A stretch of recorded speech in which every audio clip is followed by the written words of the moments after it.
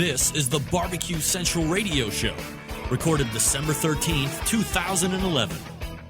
Greg Rempe's Secret Sauce?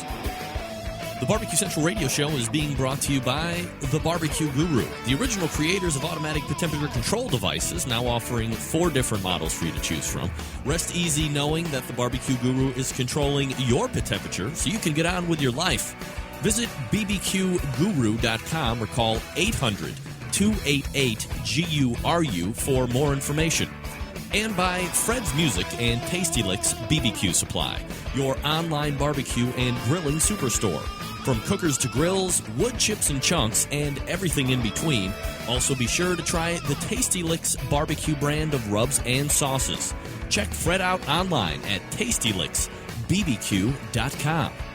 And by Stephen DeFranco Jewelers. Located in beautiful Willoughby, Ohio, Stephen DeFranco Jewelers is a family-owned and operated business looking to service the great folks of the barbecue and grilling world.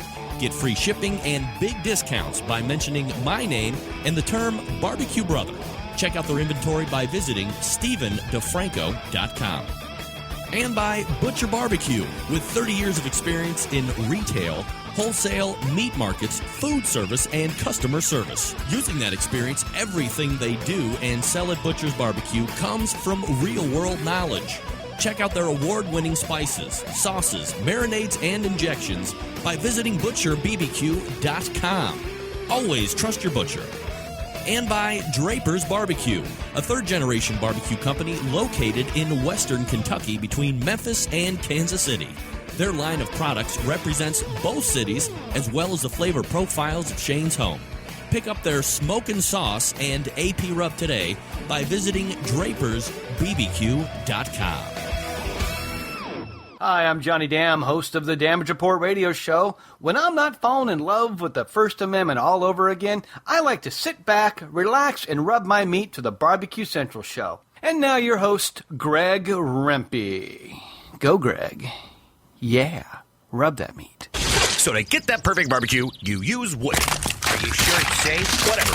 We put the lighter fluid on, strike the match, and... Oh! Should we call the fire department? That might be a good idea. Welcome to the Barbecue Central Show, the show where we talk about all things that are important in the world of barbecue. From big-name interviews with competitors on the barbecue circuit, grill manufacturers and pit makers, to advice on cooking brisket and ribs. You'll find it all right here on the Barbecue Central Show. Your host, Greg Rempe, is a backyard barbecue and grilling fanatic and loves to talk about his passion, which many of us share together. You can learn more about barbecue and grilling by visiting the website, thebbqcentral.com. Now, let's get in the smoke. Here's your program host, Greg Rempe. Hey gang, welcome to another edition of the Really Big Barbecue Central Show. Happens to be the show that talks about all things important to the world of barbecue and grilling, broadcasting live and direct from the rock and roll Hall of Fame city of Cleveland, Ohio, rapidly becoming known as the barbecue capital of the North Coast. I'm your program host, Greg Rempe. Happy to have you aboard here on this fine and fantabulous Tuesday evening. Hope you're ready for what promises to be one of the best shows that I have ever had, at least in the past week. Of course, I haven't had a show in a week, so this could possibly be the best show that we've done in the last 6 days, withholding last Tuesday, the Tuesday before that, so on and so forth. Look, if you want to jump in on the show tonight, you want to add something through the phone lines, you can do that. It's my dime, 877-448-0433. You can also email the show if you want to, Greg at thebbqcentralshow.com. Those are the 2 ways to get in touch with me, should you feel the need. If not, lay back, relax, lay out, and enjoy the entertainment value.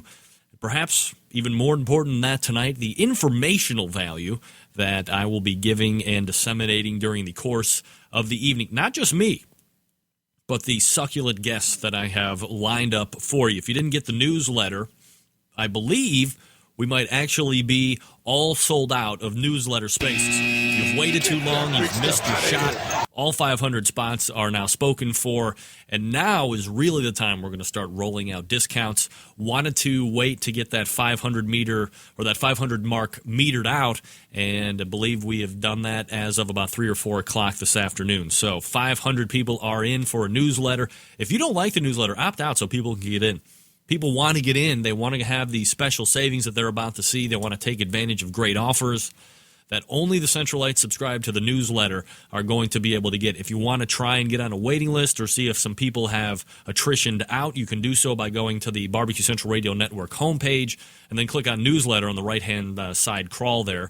Sign up if you can. If not, keep trying every so often. I'm sure people opt out for certain reasons. They don't want to get the spam in their inbox, or they've changed workplaces and that was the work email that they had to read, whatever the case may be.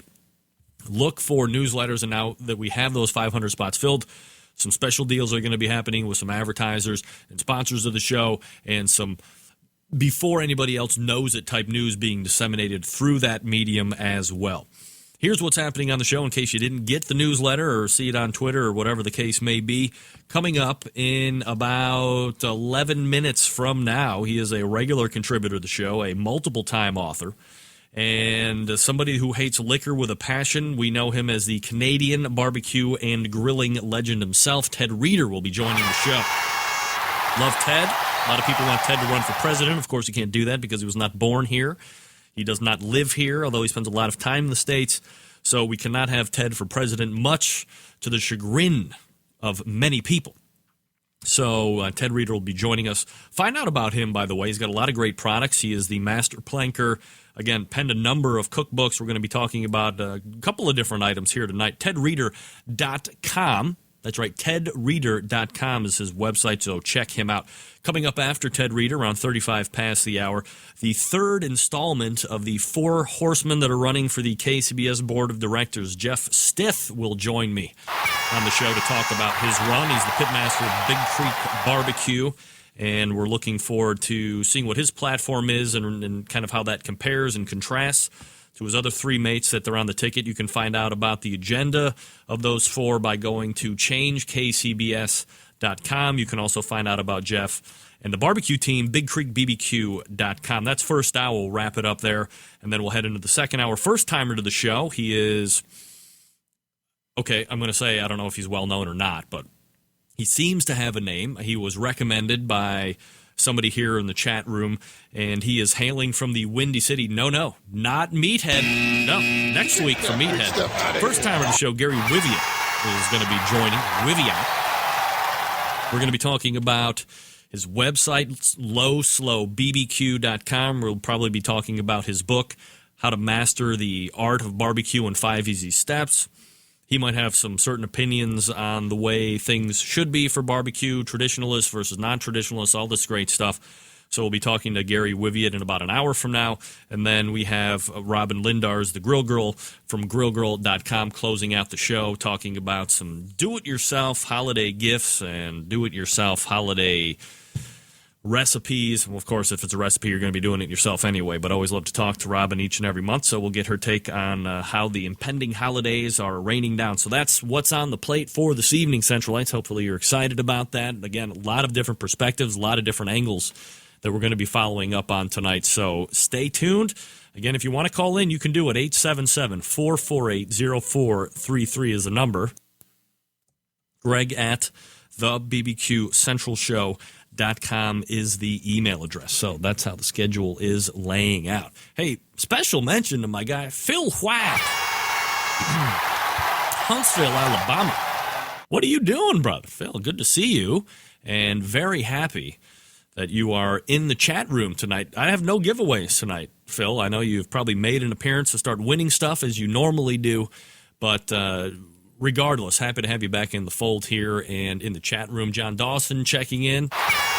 Treetop Tall on the road via the TuneIn radio app. Guys, you got to check that out. If you're not on the smartphone, of course, leave that alone. But if you have a smartphone, you got to download the TuneIn radio app. You can listen to the show live wherever you are, in your house, in the road. If you're in the road, or perhaps you're even on the road traveling, whatever the case may be, you can catch the show live just like regular radio, probably even better than satellite radio, for crying out loud. So Get it. TuneIn Radio. Just search it in your particular app store for whatever your smartphone platform is.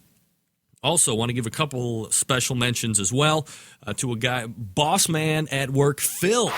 Listening, Phil? Thanks for the pellet grill information that we were talking about. Phil's a Traeger owner. And there's really not a lot of pellet people where I'm from. A lot of Weber Smoky Mountains, a lot of offsets over here in the Rock and Roll Hall of Fame city. But I had to counsel Phil a little bit on pellet cookers, and he was gracious to give me a lot of his knowledge base and what it's all about. So thanks to Phil for doing that, and I'm sure I will owe him later. It's got to be payback. I'm just mentioning you on the show, Phil, for crying out loud. You're my superior, and I am mentioning you in the open. Also, want to mention Razor in Paynesville. Razor! Where you at, Razor?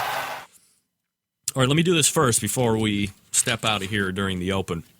This was from John Dawson, actually, yesterday, and he asked me to do a favor. John is a friend of the show, so I'm always happy to return favors when I can. He wanted me to mention the passing of a KCBS rep and master judge, Jim Monahan. Hopefully I'm saying that right. I believe it's Monahan. During this show tonight, he was a great ambassador for barbecue here in the West. In fact, he organized and or was involved in the majority of comps in Idaho and Utah. He was the first face of KCBS that I encountered at my first comp, and he wanted to send along his condolences, thoughts, and prayers to Jim and everybody else that is surviving Jim. So, Jim, we lift one up to you tonight, buddy. Thanks for doing good for barbecue. Appreciate your contribution. Sorry to see you go here, but enjoy the barbecue that's happening up above, and Godspeed to you, my friend, even though we were never able to actually hook up and talk on the show.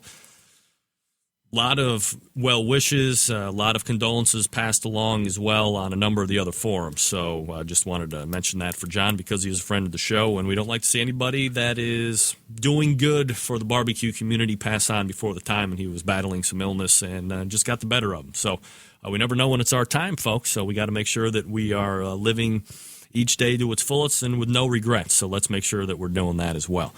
So we mentioned Phil, we mentioned Razor. Also, I've been getting a lot of email about who's the bumper music. What's the bumper music that is playing during the course of the show? Now, it is a mix and a match, a hodgepodge, but I've actually redefined or rescoped the bumper music. First hour is my buddy Big Texan Bird of the Moonshine Bandits. And you can find them at moonshinebandits.com. Hopefully in a week's time, I'll be reviewing their moonshine that they've sent to me. Hey, I'm a moonshine expert by every stretch of the imagination, and I'll be giving them my review of their Outlaw Shine, which you could probably pick up too at, I think it was outlawshine.com. So the music that you are listening to is the Moonshine Bandits for the very first hour. If you have other questions about other music that's playing during the second hour, just email me. I'll let you know what it is. There we go. Folks, quick reminder, Christmas right around the corner now, just a few short weeks away, but there's still time not to buy your wife something, not to buy your girlfriend something, or your same-sex lover, or whatever the case may be. No, how about yourself? Buy yourself something, a high-end piece of jewelry. Well, you're like, I don't know anybody in the jewelry business to get a discount. It's so tough. The markup is crazy. They're just looking to take you for all your money. I understand. Guys, I understand, right? But look, Steve DeFranco is a barbecue brother, tried and true, and through and through. Just happens to own a retail jewelry outlet right here in the Rock and Roll Hall of Fame city. So why not take advantage of Steve? Why wouldn't you take advantage? You're going to get huge discounts. You're going to deal with somebody that is reputable. His reputation within the jewelry business is beyond reproach. His dad was doing it for a number of years before Steve even got into it. So you have decades and decades worth of reputable reputation in the industry, if I can be redundant for a second. If you want a high-end watch, an Accutron, a Bulova, perhaps even a Citizens or a Cottage Phillip & Company watch, you can do it with Steve and save hundreds of dollars. Still some Christmas layaway available. I'm not going to get into all that or how there's 6 months same as cash financing. You need to go to the website, the Barbecue Central Radio Show website, right? And then you need to peruse the inventory, whether it's diamonds because you screwed up or you're in the doghouse, you want to get back in bed, Maybe it's a watch for somebody. Maybe it's jewelry, Venetian glass stuff. There's sterling silver, those Pandora-style bracelets, which I believe are called Camille. Whatever you want, Steve is going to be able to take care of you, and you're going to be able to save a lot of money if you mention my name, mention that you're a Centralite or a fan of the show, whatever the case may be, and let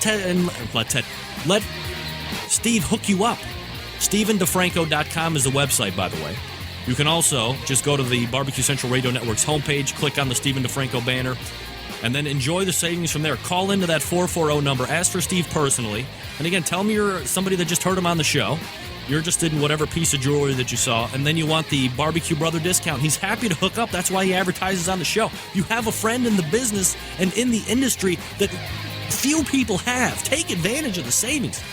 Like I said a couple weeks ago, buy you something nice.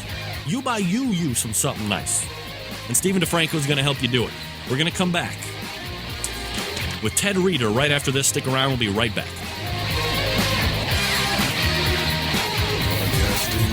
From the Barbecue Central Radio Network studios in Cleveland, Ohio. You're listening to the Barbecue Central Radio Show. Once again, here's your host, Greg Rempe.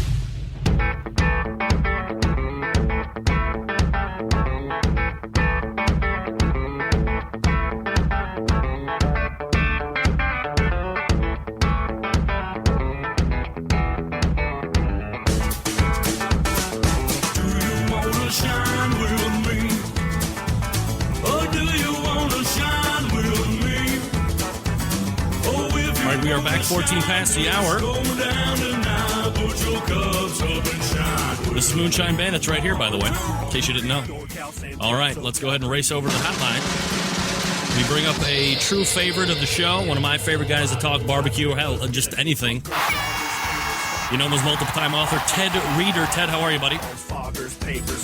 Good, Greg. How are you doing tonight? Doing absolutely fabulous, Ted. Always appreciate you joining the show and taking time out to talk some barbecue and some grilling, whatever the case may be. We just love talking to you, Ted, because you got that creative recipe mind. You're always messing around with something. You always got something going on. And we got a few different topics that I wanted to talk about tonight specifically. And I thought, why not kind of throw caution a little bit to the wind? Obviously, it's December. It might not be prototypical grilling season, if you will. But everybody loves a good steak, no matter what kind of year it is, or no matter what time of year it is, for to say that better. As someone who is well-versed in charcoal grilling and gas grilling and barbecuing, where does steak rate for Ted Reeder? Is that something that you truly love? Is it something that's kind of lost its love affair and romance with you, or is it still rank high with you? I would rank steak as my favorite food. I love steak. I can't get enough steak. I can eat steak 24/7. In fact, I had steak for dinner last night, and when I'm done this show with you this evening, I'm going to go have myself steak again tonight. Double steak, right? I like double steak, you know? I'll take double steak. Only one thing better than double steak, and that's triple steak. That's right. Triple steak to go with steak on top. All right, so what cut of steak do you find to be the best for your palate, Ted? I love a bone-in New York strip, or a Kansas City strip, as they call it. And that would be my favorite. I think it has a lot of great flavor in there. I like the texture of the meat.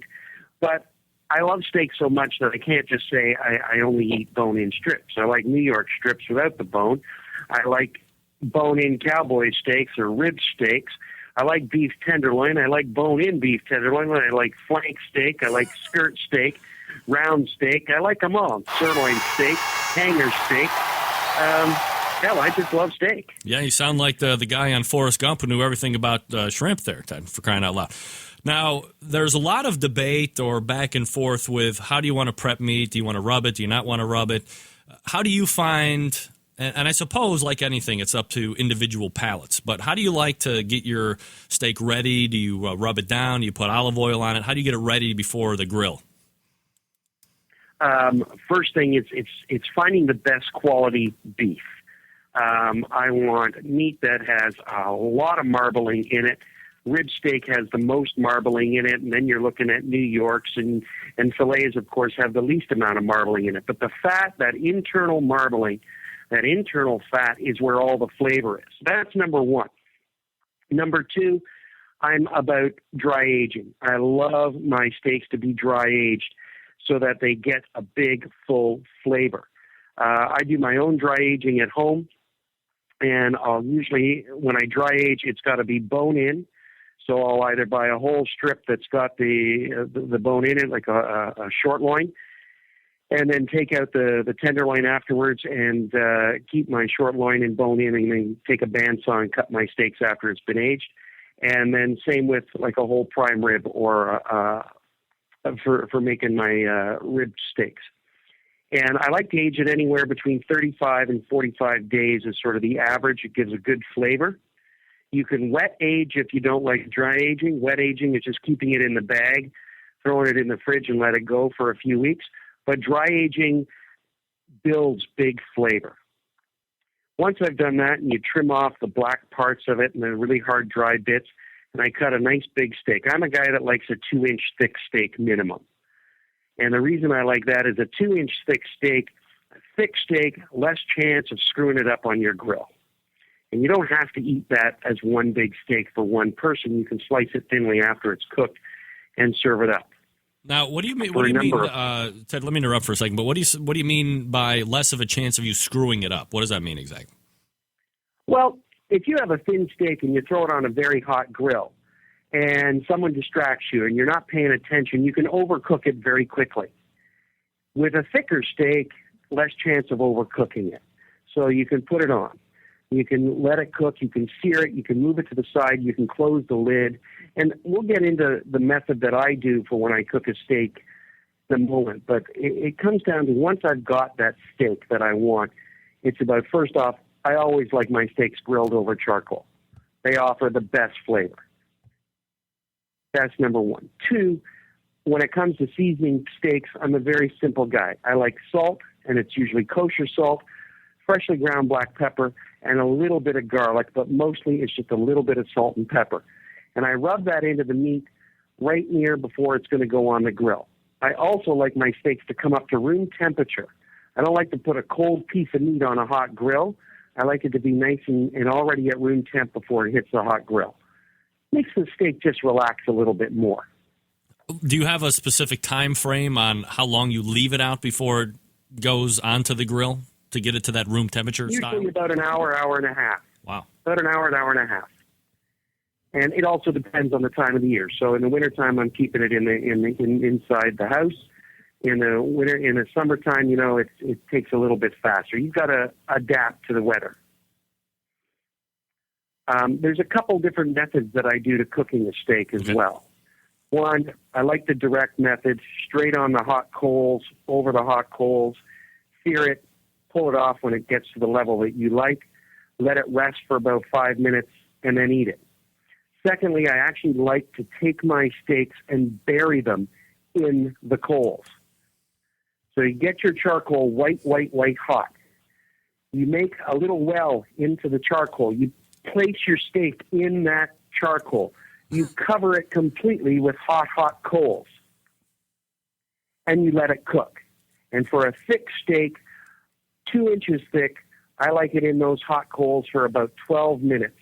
And I pull it out, and I got a beautiful medium rare. Now, are you talking about like lump charcoal, or are you talking about like Kingsford-style briquettes when you're cooking in the coal itself? I'm talking about lump charcoal, and it's right in the coal. Wow.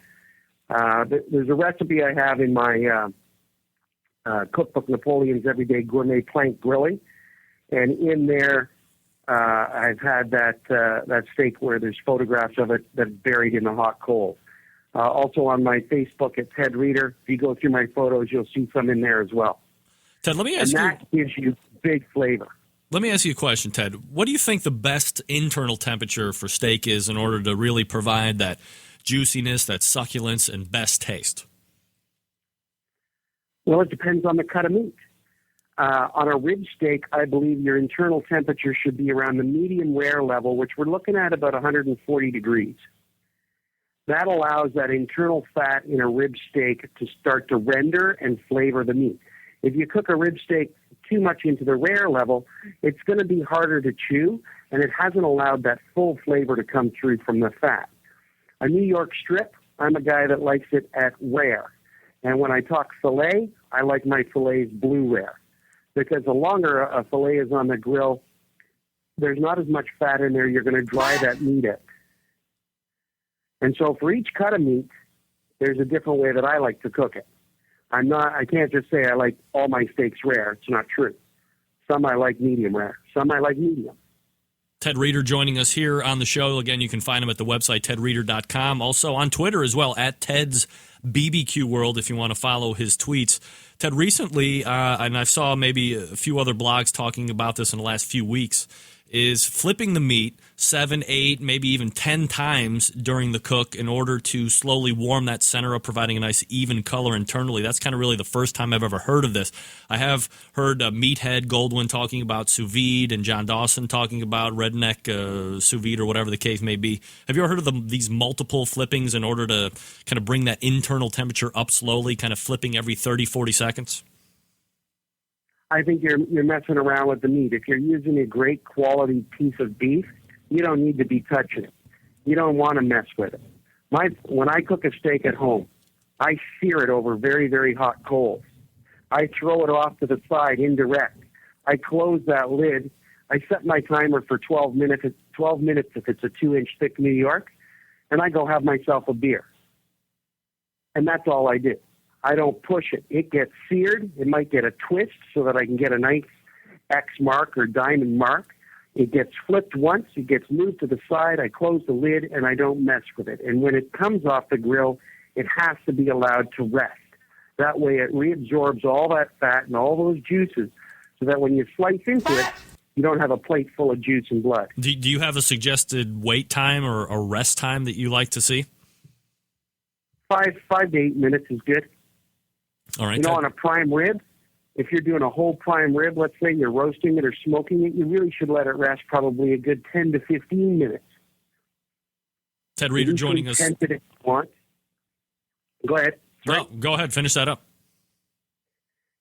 And loosely cover it, in the wintertime, cover it with a sheet of aluminum foil just to keep it a little bit warm so it's not going to chill off on you too fast. But, average 5 to 7 minutes on steaks that are 2 inches thick and let her go from there. Ted Reeder joining us here on the show, talking about steak. Ted, obviously, you think steak, you think wine. Do you have a particular vine that you like when you're having your raw red meat? Yes, my favorite wine is the wine called Jack Daniels. Hey, love that vintage. Any vintage every year has always been good since it's been made, right? Oh, yes, it is my favorite. I actually, I'm allergic to wine, so it's unfortunate. I can't drink wine. It doesn't agree with me. So I'm a Jack Daniels guy. But definitely with a steak, a great Cabernet, a nice Zinfandel, even a Shiraz will be beautiful with it, a Merlot. Really it comes down to a personal flavor of the wine that you like and enjoy it. There's, for me, I just get a shot of Jack or a nice shot of rum and I'm a happy guy. Ted, let me ask you about... Makes life simple. Yeah, absolutely. Got to be simple. And let me ask you about this. I don't know if you have a thought on this or if it's ever been brought up to you, but about 4 or 5 weeks ago, I was talking with Butcher Barbecue's pitmaster Dave Bosca, who was in the butchery business. It's what he does during the day by trade. And I just offhanded, I had mentioned something about certified Angus beef, and it spawned one of the best impromptu rants from a guest that I've had this year. And to kind of boil it down quickly to get your reaction, Dave basically said that the CAB program is a farce and that it's to make you overpay for what is kind of little quality upgrade in the meat, and there's no real guidelines for what percentage is Angus and what percentage isn't. So you're having more of a marketing program than anything else. Do you know anything about the CAB program, and perhaps do you share similar sentiments as Dave does? I was first introduced into the CAB program back probably about 1993 by a company here in Chicago called Bruss Meats. And they're now owned by Tyson Foods. And I know that the CAB program is definitely a marketing program, But they do have specifications on the meat that they try to stick to those guidelines. Whether it's happening or not all the time, I can't be 100%. I'd have to do some research on that. Back, 15, 18 years ago, it was a pretty tasty piece of meat. Nowadays, with the way things are, I can't honestly say. I live in Canada. I buy AAA Canadian, and then I dry age it myself and get it to where I like. I try and buy local. I try and buy as much from the local guys in the Toronto market as I can. And I really believe, that's where it comes into, is that you're buying food that's fresh and buying meats that are from local butchers that are giving you the best job you can do. I had dinner last night at David Burke's Prime House here in Chicago, and all of his meat comes from one steer that's used to sire all the other cattle. And he has one steer. It goes down the line. They pick their meat, they use their meat, and they dry age their meat, and they do a phenomenal job with steaks. I try and be as politically correct as possible. I don't want to diss the meat world off, and I don't want to diss a small guy off. All I got to say is buy the best quality of steak that you can afford. Research, find great butchers, go to the market, find guys that can give you that meat that's aged and well marbled, and ask questions about the beef that you're going to buy. Where's it come? Sometimes you're living here and you're buying it from across the country. Well, maybe you shouldn't be doing that. Ted Rader joining us here on the show. Ted, let me ask you a question, and we'll kind of get off that meat topic here for a second. Obviously, Christmas is coming up here in the next few weeks. I don't want to stretch you here. Everyone knows you're completely and utter you're complete and utter disdain for any kind of alcohol. You absolutely hate it, especially that Jack Daniels.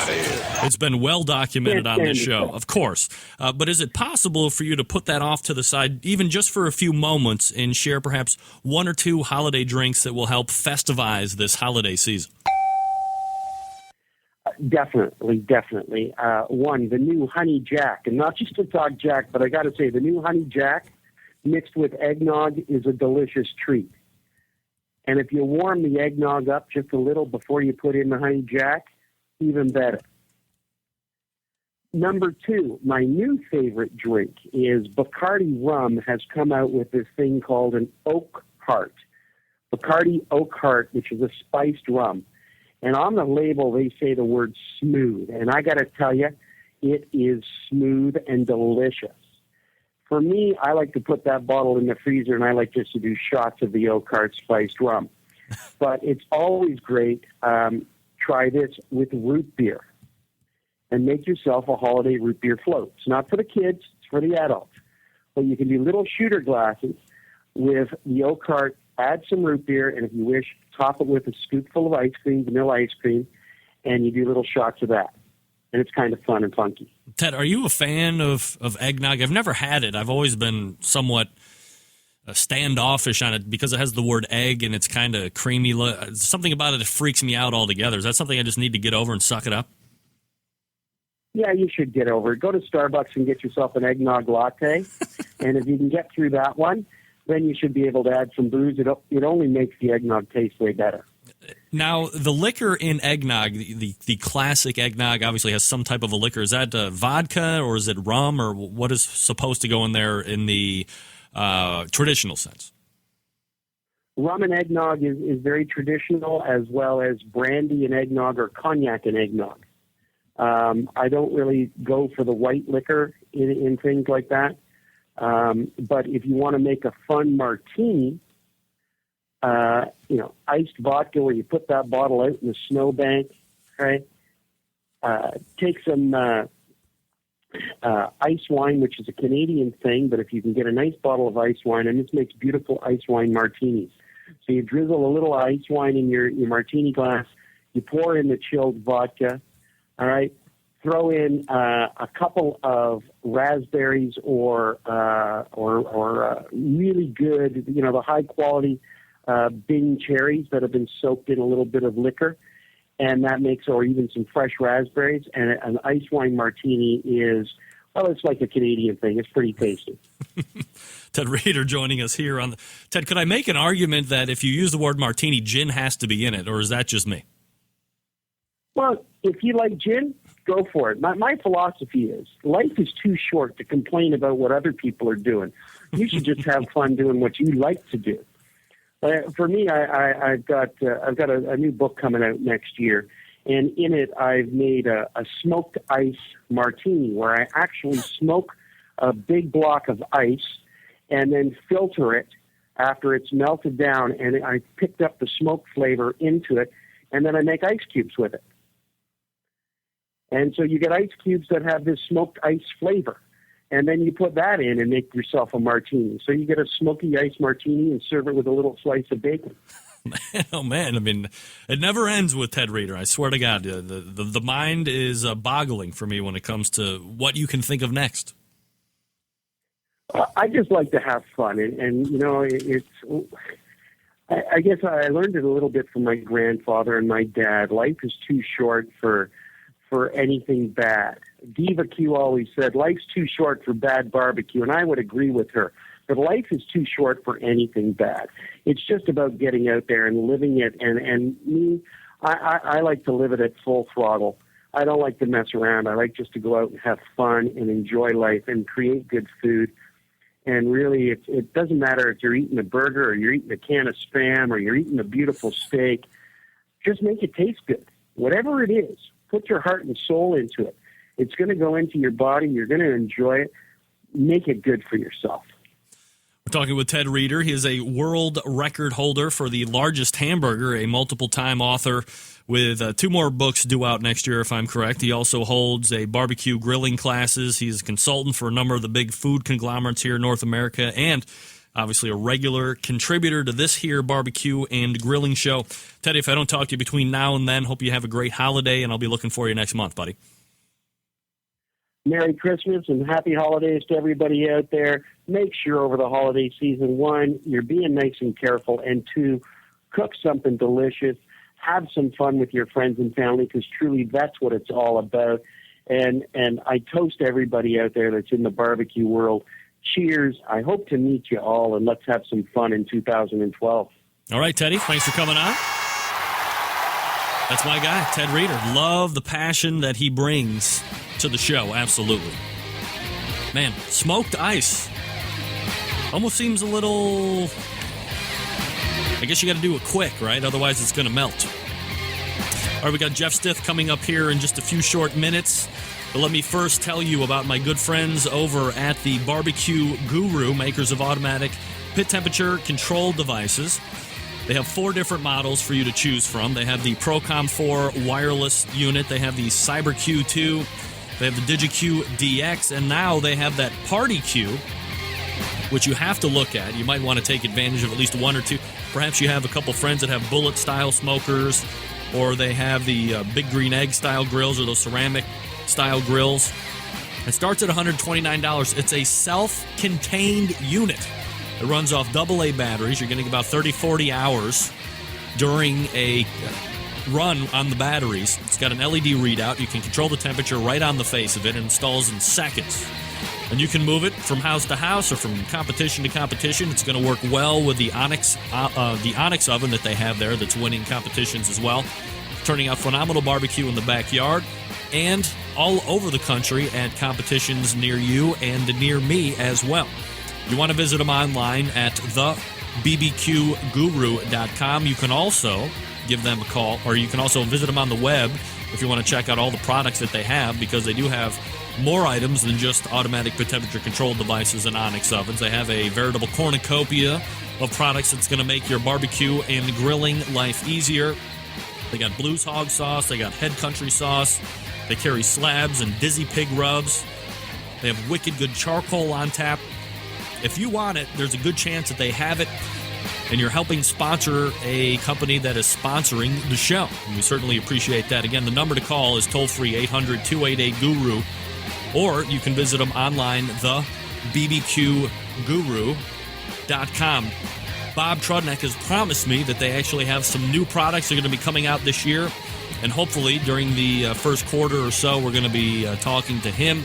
Might even get some inside scoop announcements as how the Barbecue Guru will be advancing the world of barbecue and electronics and efficiency and effectiveness. And again, 2 ways to check them out. Online, bbqguru.com, or you can call them toll-free, 800-288-GURU. Ask for Bob, ask for Fred. Many trained, skilled people taking your calls, product service, top-notch. The good folks at the Barbecue Guru. We'll be back with Jeff Stiff and talking about KCBS BOD nomination. Stick around, be right back.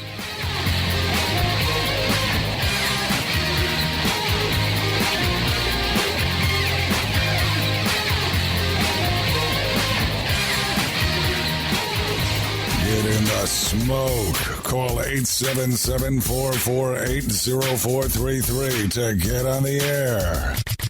Now, here's your host, Greg Rempe. Big B, Moonshine Band, and Suburban Noise Records. Let's go! I'm an outlaw. Give me 2 shots. We don't need a radio. Bring a jukebox for my outlaws. Bring me 3 shots. We could raise hell before the speed stops.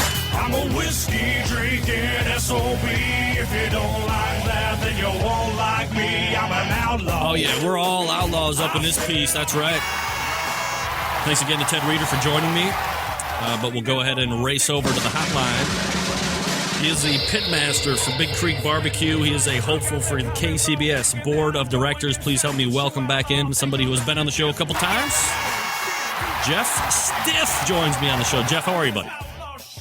Great. How are you doing, Greg? Doing absolutely fantastic, Jeff. Appreciate you making time tonight to talk about barbecue in general. Of course, more specifically, Kansas City Barbecue Society Board of Directors run. We did this 2 years ago, I believe, and right. We're looking to do it again this year. Kind of a little outside the box. You guys have made a ticket for yourself. Affectionately, I refer to you as the 4 horsemen, but it's you, it's Dave, it's Steve, yourself, and you can find all of your ideas and platforms at changekcbs.com. Let me read down the resume real quick, Jeff, and then we'll get into some of the particulars. You're obviously the head cook for Big Creek Barbecue.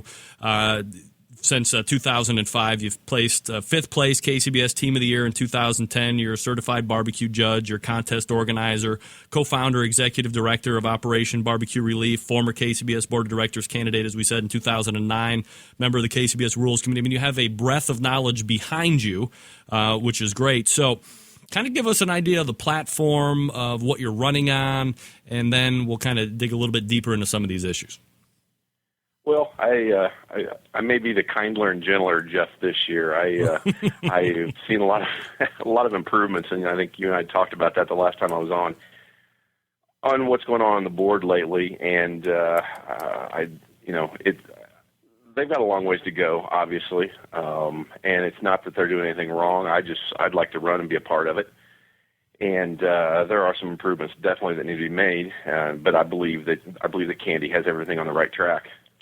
All right, Jeff, so you're one of the more, I guess, outspoken people that are on barbecue forums. Do you think at any point has that worked to your disadvantage at all? I mean, obviously we're talking about a small percentage of people that are interacting and reading it. It doesn't necessarily, it's kind of a microcosm of barbecue, I suppose. But do you ever go back and think, man, I wish I wouldn't have posted that or shouldn't have said it? Or is it just all out there and take the good, take the bad? Every once in a while I do, but you know what? If you know me in person, you know I'm the same way. I pretty much all call it like I see it. I'm honest to everybody. I don't pull any punches about things, and if I think there's a problem, I'm going to say something. So.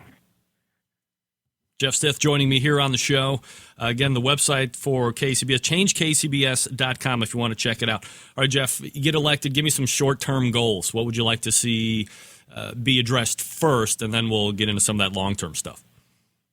Well, I think probably some of the short-term goals I would like to see would be maybe some improvements in the way the board itself functions. I know last week George and Steve both referenced the last special meeting that they had. I think that we need to look at maybe trimming it down and getting some of that work that they're spending hours and hours doing in the meetings done in some of the committee levels, and have the committees and their chairman take that to the board which, by the way, I would actually like to see the chairman of the committee be a KCBS member and not necessarily a board member. And that's kind of one of my ideas for regional representation. But, a lot of that stuff, for instance, the sanctioning committee, they could go through that whole list of contests and have everything either approved or denied, and the reasons why, submit that to the board review it, and just say, yes, we're good, rather than having to discuss everything. And another short-term goal might be to follow through with what's been started with the new scoring software that they're working on, and getting that lined out and make sure that we've got a good program that's going to be a benefit. I do have a few concerns about that, however. It seems to me that they put the cart in front of the horse a little bit, so to speak. After listening to the last meeting, I think that, maybe they don't have everything lined out completely how they want to have it done in regards to Team of the Year and so forth. That stuff should have probably been hammered out before they actually presented their proposals or their needs to the software developers. But I think the main thing is that we need to make sure that we get that done. And I think that there needs to be a program that does multiple things that the program that we've got now doesn't do, including tracking of judges' scores and so forth. Jeff Stith joining us here. Go ahead, Jeff.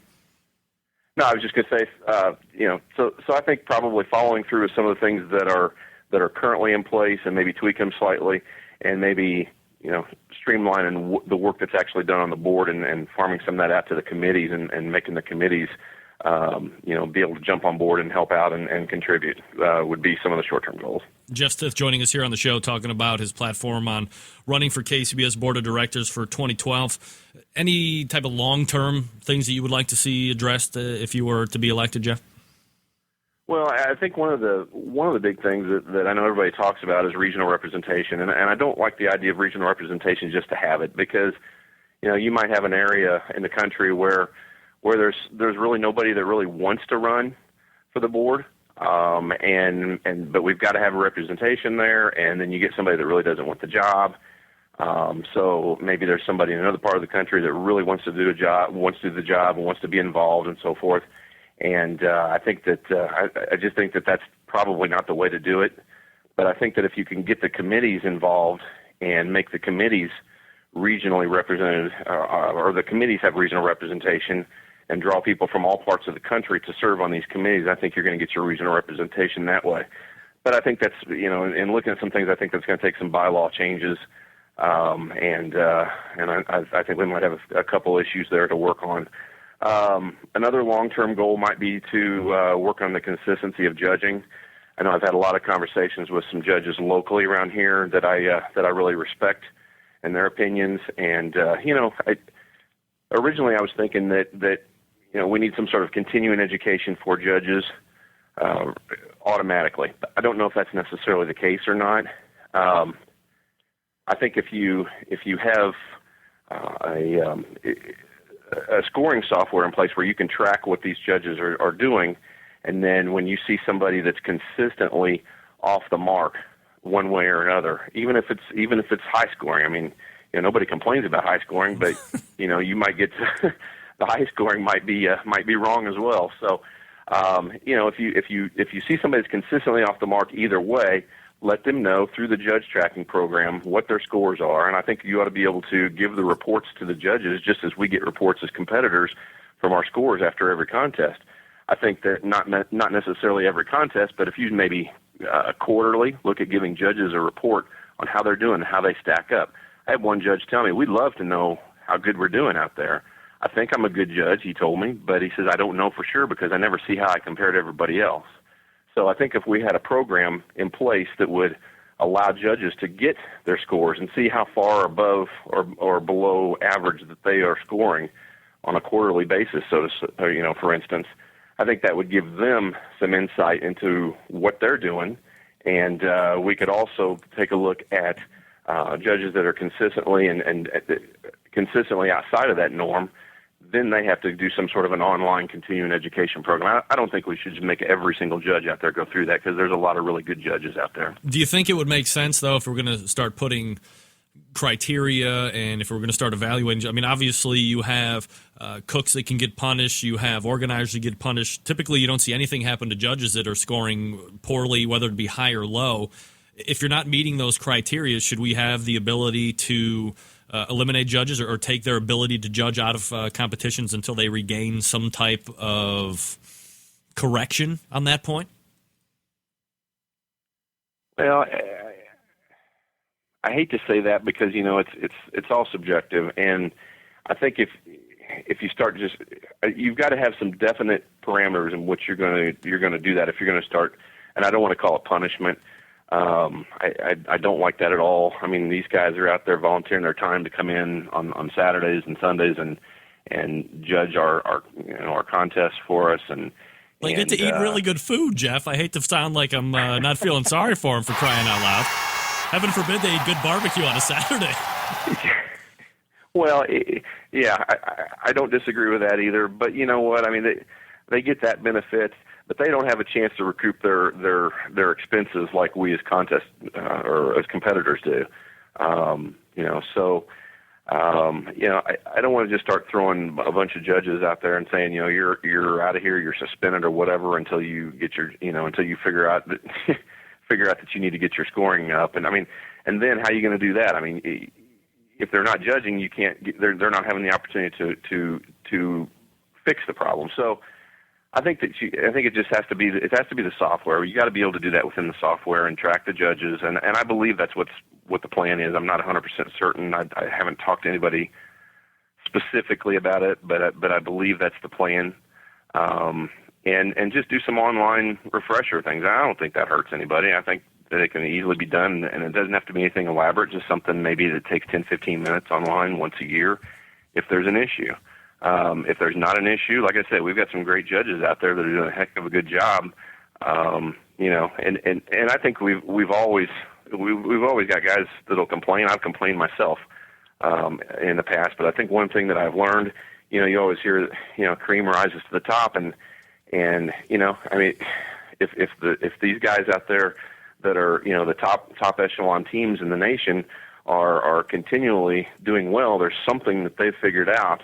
So I don't know that we can necessarily say that it's the judges when we get bad scores. And I know as much as we'd like to, as much as I'd sometimes like to, but I think overall the judges are doing a great job. We just need to be able to watch what the scores are and be able to make corrections and minor adjustments. At least let them know. I think if we let them know, if you tell a judge, say, hey, you're consistently 3 points up or down on every judge that you judge with at every contest you go to, and let him know that, I think you might have a judge that'll take a closer look at what he's doing, and I think that alone is going to correct a lot of the issues.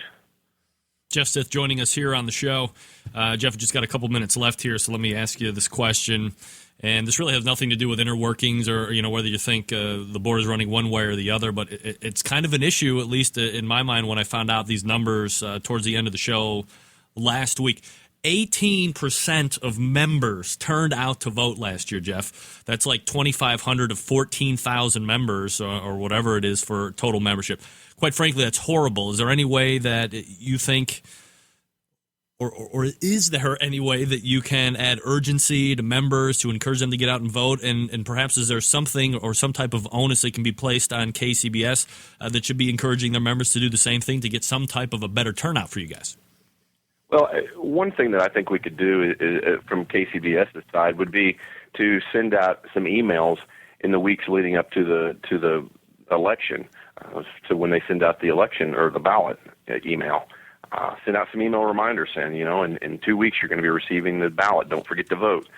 I see T-shirt emails and all sorts of blasts coming out, but I don't see anything like that. Let's use those databases that we've got and remind people to vote and talk about how important it is. One of the things that I would say to people, if you're considering, if I'm not going to vote, whatever, KCBS in the past several years has had some issues. We all know that, and some of the stances that I took, 2 years ago in the election, I don't feel like I have to anymore necessarily, because I think that there's a lot of good coming out of some of the initiatives and so forth. But I think that I think that we need to remember that KCBS is on the right path, and I think we need to continue that. So the only way we can continue that is if we support the organization, we get out there and we vote and, fulfill our well, I'd like to call it an obligation rather than a right to vote, fulfill our obligation to the organization and vote and get people in there who are going to do a good job and who really care about barbecue. And I feel like I'm one of those people. I've been involved in competition barbecue for about 7-8 years now. And, I don't think a day goes by that I don't talk to somebody about barbecue, whether it's, our nonprofit organization, whether it's competition and helping somebody that calls me. I love to help people whenever they call me up and say, hey, I've got a question about brisket or whatever. I'm just honored that they're calling me because, I'm just another guy out there cooking and I love to help people. And I love to talk barbecue, and I love KCBS, and I would like to help further it. So that's where I stand. Jeff Stith is the pitmaster of Big Creek Barbecue, and again, he is looking to run for the board of directors for Kansas City Barbecue Society this year. So if you like what he's saying, if you read him on the forums and you think that he's going to be expressive in your view as well, then you want to give Jeff your vote. And again, you can find out more about him at changekcbs.com. Jeff, I appreciate the time tonight. Thanks for coming on, and good luck to your run. Greg, thank you very much. All right, take care. There he is. Jeffrey! All right, good luck. So we have 3 of the 4 out of the way. What do you like what Jeff has to say? Passionate, and by his own admission, not as bitter as he was 2 years ago. So obviously there's some good things that are taking place, as he said. So that is Jeff Stith. Look for him and cast your vote for him if he is sharing similar thoughts and processes as far as how the KCBS should be run moving forward. All right, we're going to be coming back in the second hour with Gary Wiviat, and Robin Lindars will be closing out the show. But first, let me give you a quick reminder about Dave Bosco over at Butcher Barbecue. That's right. Injections are the best tasting marinade deemed by highly skilled and qualified judges from barbecue cook-offs sanctioned by various barbecue associations from around the United States, and Canada. It's a simple to use marinade designed to be injected into the meat to increase moisture while intensifying the beef flavor. Butcher Barbecue, everybody's using them, everybody's winning. Dave wins with his own stuff, and people are winning with his stuff. Again, holiday season is here. More importantly than that, Christmas is only like a few weeks away. The other various seasonal holidays, Hanukkah, Kwanzaa, whatever you're celebrating out there, doesn't matter. Because the stocking stuffer special from Butcher Barbecue is going to appeal to all religions as well as people. The stocking stuffer that is for the one that is hard to buy for. Look, we all have a barbecue husband or wife or significant other, perhaps a same-sex lover. I just like saying that. They're hard to buy for. You don't know what to get. You don't want to cheap out and do the lazy thing and get a gift certificate, which I'm going to pimp here in a second. But you don't want to take a gamble and just buy one thing and then have it blow up and fail in your ridiculous face. You want to save yourself the time and the embarrassment. So what do? You go to butcherbbq.com, and right on the landing page you have the stocking stuffer special. And again, it's that thing for the person that's really hard to buy for. So what do you get? You get 1 18-ounce jar of sweet sauce, which I can just knock back shots of every day. You also get 1 jar of honey rub that I actually used on ribs this past weekend. It was phenomenal. The rub was phenomenal. The ribs were not good. Whole different story for a little bit later. You also get 1 injector, and you get a 2-pound bag of grill. The stocking stuffer is $34.99 plus shipping. And as we all know, since this order is at $55 or less, your shipping cost will be $7. So let me do quick math. It's $42. Cheap. Hurry. Order. Holidays are coming soon. You procrastinate, and then somebody's going to buy an injector and stick it in your ass because you procrastinated long enough and you missed the Christmas time frame or whatever holiday you're celebrating. An 18-ounce jar of sweet sauce, 1 jar of honey rub, an injector, and a 2-pound bag of grill. ButcherBBQ.com. We're wrapping up the first hour after this. Stick around. Big name interviews, advice on cooking brisket and ribs. And the only host willing to share his honest opinion on all things important in the world of barbecue. It's the Barbecue Central Show.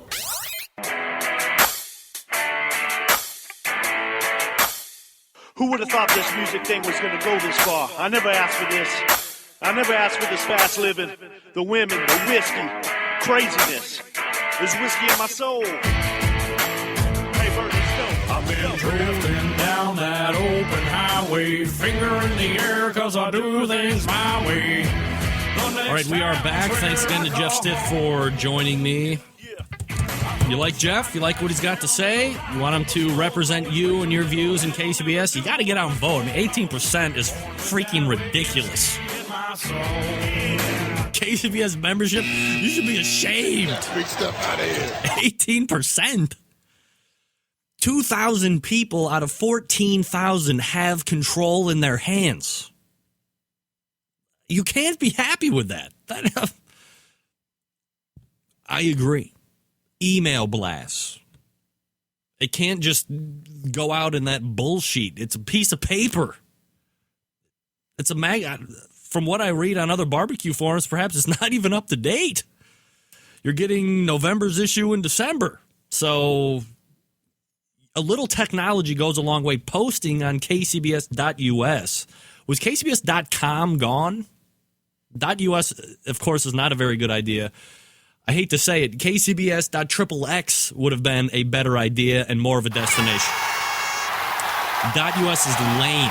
Nobody has .us. It's .com still, okay? You're not on the cusp of anything. You're still a little bit behind, or you're way too far out ahead of it. kcbs.com would have been better, but look, you post it on the website, send out the email blast, do that. Vote for your people. Regardless if it's the Four Horsemen or not, get out and vote. That's how you're going to affect change, is by voting. 2,500 out of 14,000 people is piss poor. Tell your friends and neighbors, get out and vote if you're a member of KCBS. Jeepers, creepers. Again, quick note for those that are listening. If you were trying to call in during Jeff Stiff's segment, I am running audio into the mixer through an iPad. I cannot have concurrent calls. I'll be switching out with a netbook, but I had some timing issues tonight, and iPad is all I have. Once I get to the netbook, I'll be able to take concurrent calls, and it'll be better. I apologize if you had something to say to Jeff. Send him an email, changekcbs.us. Find him on the bbq-brethren.com. He's on there a lot. Maybe you heard of it. All right, we're going to come back with a opening rant about something, and then we'll tune in with Gary Wiviat, and then we'll close out with Robin Lindars. You are listening to the Barbecue Central Radio Show right here on the Barbecue Central Radio Networks.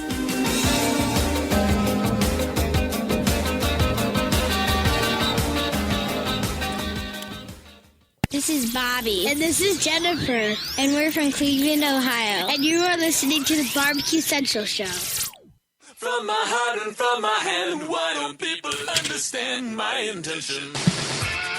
Happy to have you aboard here for the really big barbecue show. We cook because we have to, and we grill because we want to. Fine, how's it going? You have a great show. I'm a big fan. So what seems to be the problem here? This man looks like he's dead, and he's in the crackle. Charbono! It's all about the Charbono, dude! Succulent fish! What? He ate 54 wieners. But listen, Lavernius, shut your face. I'm shaking like a dog shitting peach seeds. You could use it to fight off creeping marauders looking to take your steaks off your grills. I just like being anywhere with Junior, Senior, and Diva. Sounds like a whole other type of movie. Wow, yeah, really. Keep it hot, keep it clean, keep it lubricated. We have top men working on it right now. Ooh, top men. All right, just like that, we're back in the second hour. What's up? 877-448-0433, Greg at the BBQCentralShow.com. Again, I apologize if you were looking to get in during Jeff's this segment. I'm going off the iPad. It's very slick for me in my setup, but learning now that I cannot take concurrent calls here. So if you wanted to get in and express a thought, you can do that here over the next few minutes before we hook up with Gary Wiviat. 877-448-0433. Greg at thebbqcentralshow.com is the email address. Thank you. Again, 18% turnout for KCBS last year in their voting. It's just bad, man. It's bad. What can I say? It's some of the worst turnout ever. Get that big stuff out of here. The only thing worse, turnout-wise, for voting is the USA voting for a president. Hey-o! Look, I don't know if it's me. Let me share a story with you of a man named Me who has had a pair of Weber Smoky Mountain cookers for, it's the first cooker I ever got. I got that on a Father's Day. This show is now 4 years old. 7 or 8 years ago, let's say. I try and keep it as in pristine condition as I possibly can, although it does sit out on a deck. Contrary to popular belief, my cookers do not make it up into the attic. And if you don't know that story, it's an inside joke, and don't worry about it. They sit out on the deck. They're covered. That's fine, right? So, maybe for the folks that have Weber Smoky Mountain, we might be able to do a little real time troubleshooting. By the way, want to special mention B-Ren. What's up, boy? What's up, boy? B-Ren. I was doing 4 slabs of ribs, baby back ribs, on Saturday. I was very excited because I gave him a little Worcestershire bath. And then I busted out the Butcher Barbecue Honey Rub because Scott Roberts of ScottRobertsWeb.com gave the rub a 5 out of 5, a grand champion call, which are very far and few between when he does his monthly rub evaluation. So I was very excited to try it. I'd said initially that I was a little apprehensive because anything that has honey or fruit or something in that regard tends to skeeve me out a little bit because it has that fake taste. But Scott assured me, Dave assured me that this was going to be very good stuff. To everybody's credit, it was very good. I don't know what the hell happened. I've cooked in inclement weather. Hell, I live in Cleveland, freaking Ohio, for crying out loud. Every day is inclement weather here. It could be snowing cats and dogs. The next day, it's 80 degrees. The next day, it's Antarctica again with gale-forced winds and monsoon rains and whatever the case may be. But let me ask you this question for those people that are even more of Weber Smoky Mountain professionals and experts than I am. I was dealing with a little bit of excessive wind, which I've done before. I had no windbreak set up, so that's on me. I understand that. But I figure worst is going to happen. I'll be spiking up a little bit. I had water in the water pan, heaven forbid. And I had 4 racks of ribs up on the top, and they 3 racks and 3 ribs, 3 racks of ribs in a rib rack. So you had 3 standing up on it, and then the 4th rack I had cut in half, and I just kind of stacked them up on top, almost like a what was his name? Kevin Stogie. Anybody remember Stogie from Virtual Weber Bullet? The Stogie method. I've done it a number of times like that, never had any issues. But here's what I've noticed. Oh, and I was using Mojo bricks, the Cherry Brick 6, and we're going to be talking about that special here over the course of the hour as well. So I put in 2 of the Cherry Mojo bricks on top of the glowing mix of Stubbs charcoal, like the all-natural hardwood briquettes. And then I also had a mix of just regular lump charcoal, so kind of get that hot and fast, but then the consistent burn. I'm a mix-it-up kind of guy, what can I tell you? I'm not a big believer in beer before liquor, never sicker. I'm a big believer in just drink everything and see what the heck happens, for crying out loud. Everything was going well. Temperatures were right where I want them to be, 250 in the dome, which is fine by me. After 3 hours, I went to lift the lid off of the cooker. And something strange and mysterious happened I've never seen happen before, or perhaps maybe I didn't pay attention to it. It's been happening for the last couple times that I've used a cooker. I took it off, and this collection of, like, steam was stuck up. I pulled off the lid, and then up underneath the lid in my left hand, there was this collection of steam, and it wasn't exhausting. It was just, like, staying there. So I flipped the lid over, and then, the wind was swooping down and kind of exhausting it out. But I don't understand what the hell happened. I think what happened was condensation and smoke and heat, and somehow it was like raining crap on the ribs, and they ended up extremely dark. I hate to admit it to my barbecue brethren, but you will know and understand why I did this. The color was getting so out of hand that I actually, after about 3.5 hours, 4 hours, I took them off of the cooker and I put them in the oven to finish them because I didn't want to screw them up even more. I was scared for my very life. And I don't understand what the hell was going on underneath the lid. I've changed nothing. I found a process that works for me. Consistency, because that's all I'm hearing from pitmasters that I'm interviewing week in and week out. And I've never had that issue with my Weber Smoky Mountain before, but I took that lid off, and bam, this collection of steam was just underneath this lid, and it ruined everything almost. Now, to my defense, being a very more than novice backyard cook, I was able to get them at least out of the environment. They had enough smoke flavor on them, but they were really dark, and it was just... let me see here. I know here if I have heavy moisture, water drip, off colors. You said it was high. Well, no, I mean, it wasn't high. There was just high wind. It wasn't overly humid.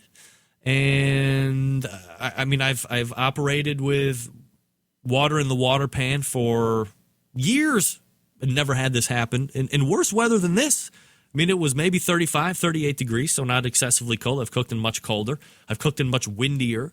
I've cooked in much wetter environments and never had that happen. All vents open on bottom, all vents open on top because my cooker runs at 250 degrees with everything wide open. It's just gotten to that point in its life cycle. So, Wayne Cleveland Steamer, no, bastard! You're right. We're going to call Dr. Blonder and see what's going on with that, Diane. You're absolutely right. I'm going to get with top men in the industry and have him, I'm going to contract him on and see what's going on. I didn't know, maybe, but look, here's the bottom line, folks. You have somebody like me who considers himself a professional backyarder. Can you say that?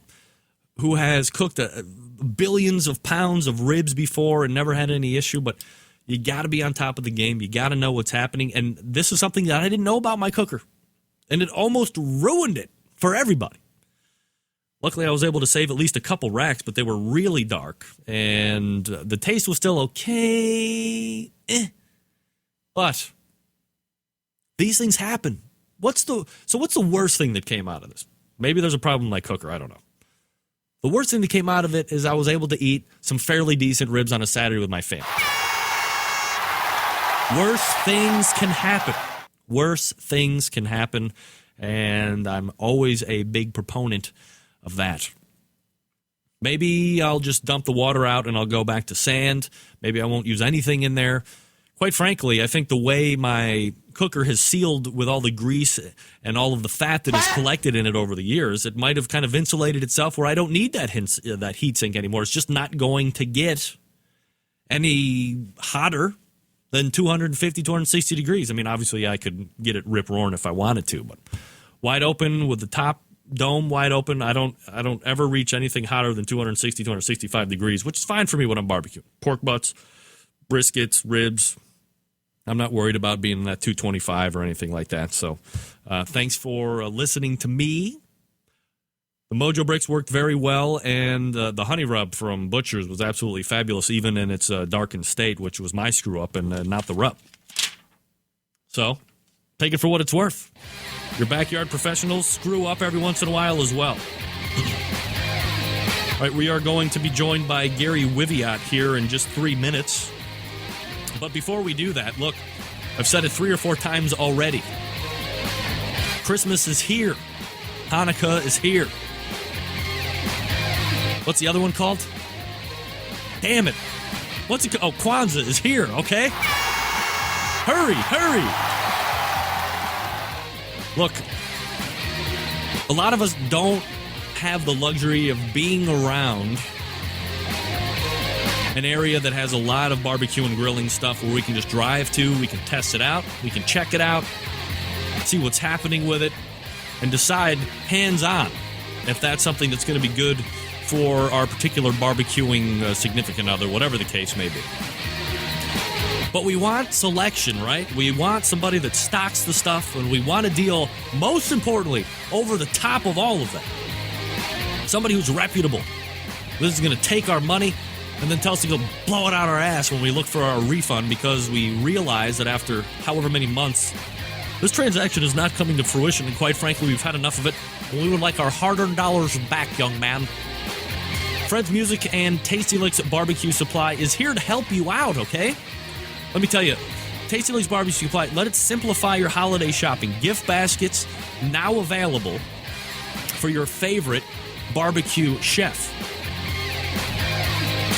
Each includes a different selection of barbecue and grilling rubs, seasonings, sauces, grilling tools, many, many different baskets available. So you want to go to tastylicksbbq.com to check those out. Or, remember when I was telling you, don't be lazy, don't be a smart ass, don't cheap out. Forget about all that. Cheap out. Big stuff out of here. Take the easy way out. Let them buy what they want. Don't screw up. Let them screw up with the money that you've given them because you can get gift cards in any size at Fred's Music and Barbecue.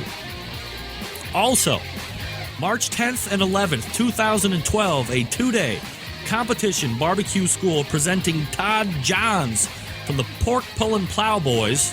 Todd, one of the most successful and winningest team captains on the competition barbecue circuit and one of the most sought-after instructors in the world. In the last few months, teams that took his class won both the American Royal and the Jack Daniels International Invitational Tournament, the two most prestigious contests in the world. They're now taking reservations for people all over the country and have already registered. If you ever thought that you would like to get into competition barbecue or you just want to improve your skills on the grill, this class is a huge bargain. Now, due to the economy of scale and demand for Todd's classes, you'll be able to take the class right there at the facility in Shillington, Pennsylvania. Don't miss out here. Shillington, Pennsylvania, Fred's Music and BBQ.com or TastyLicksBBQ.com. We're back with Gary Wiviat here in 10 seconds. Big name interviews, advice on cooking brisket and ribs. And the only host willing to share his honest opinion on all things important in the world of barbecue. It's the Barbecue Central Show.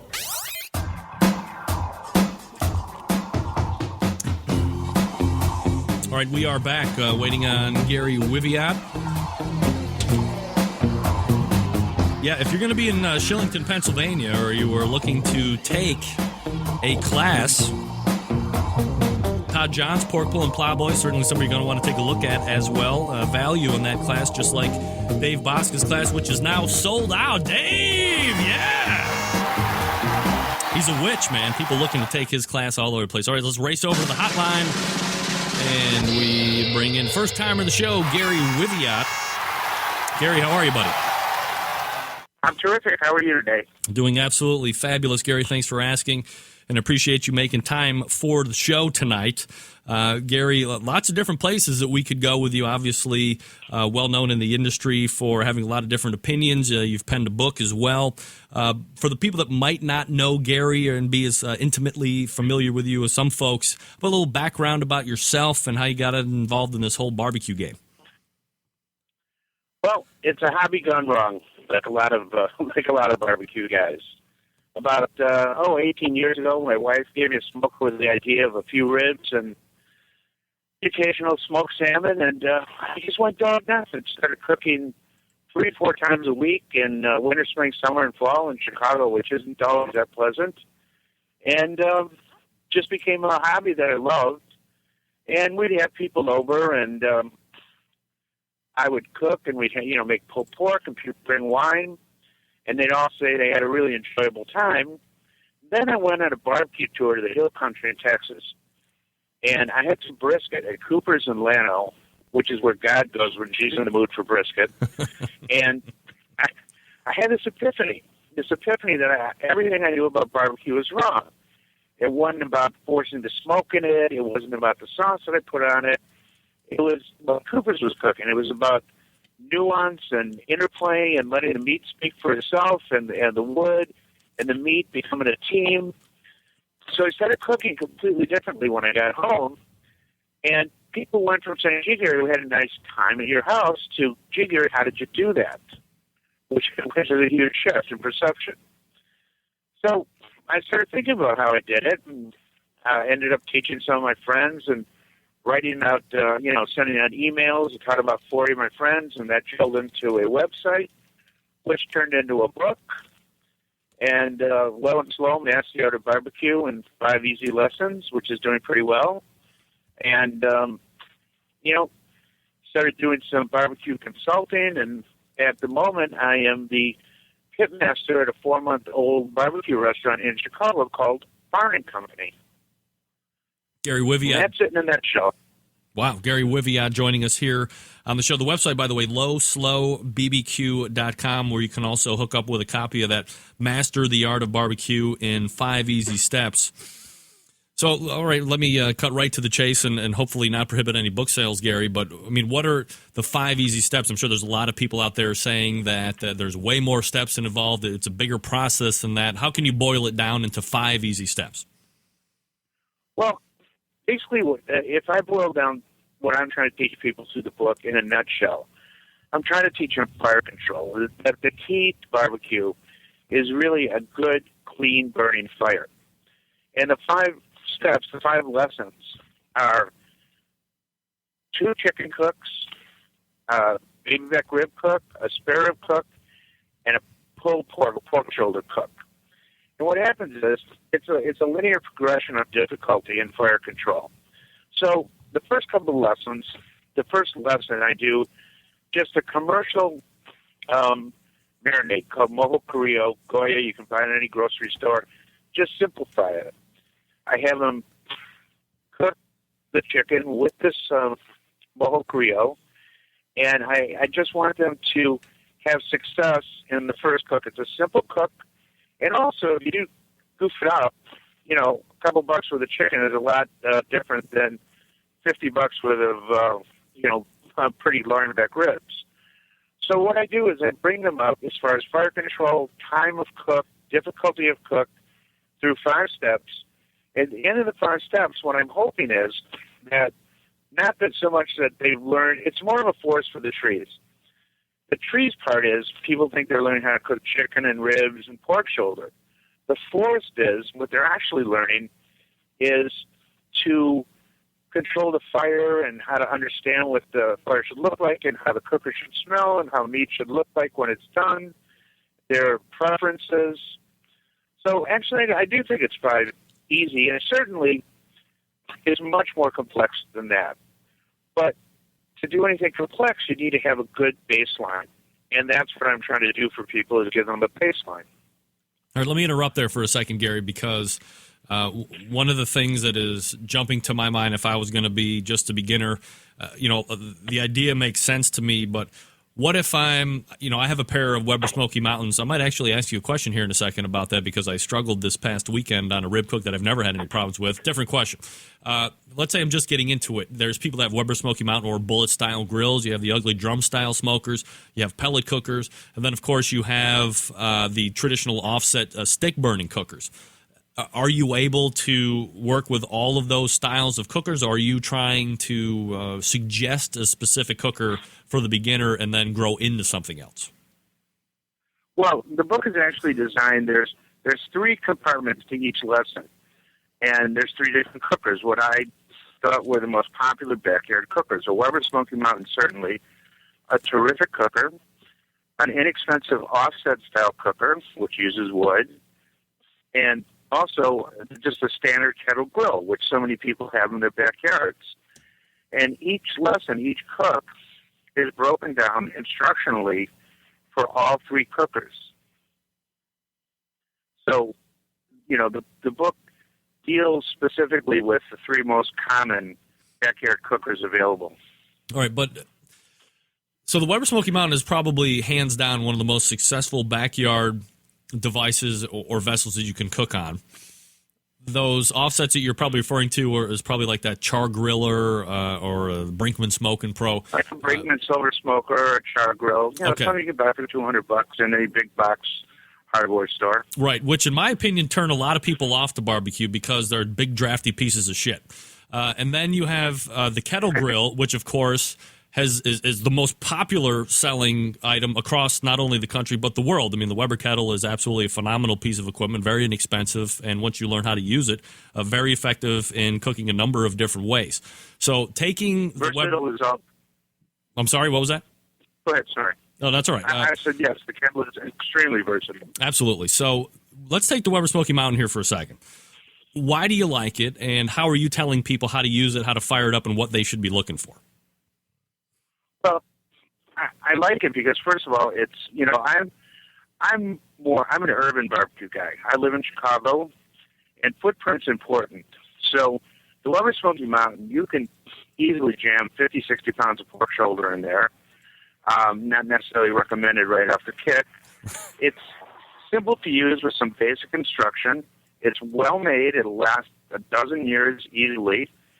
And it's relatively inexpensive for what you're getting.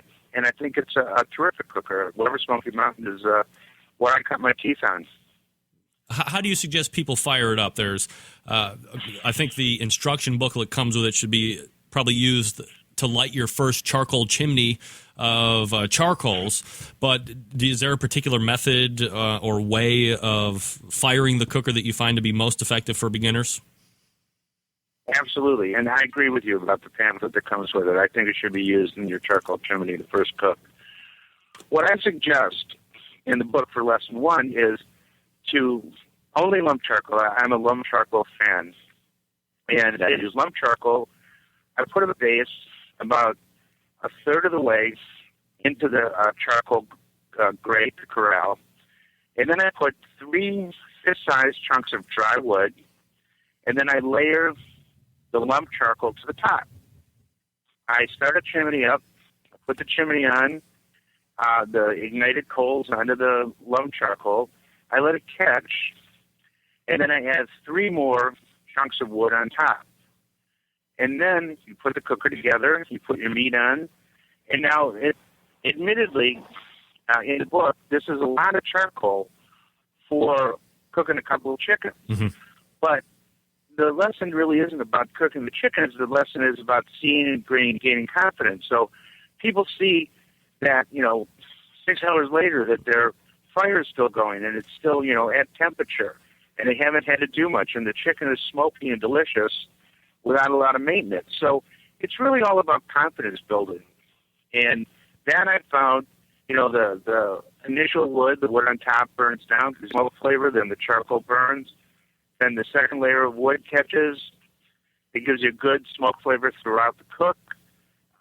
The lump charcoal burns cleanly and evenly, and people start to gain confidence from that. Gary Wiviot joining us here on the show. Again, the website, lowslowbbq.com, if you want to link over and grab that book as well.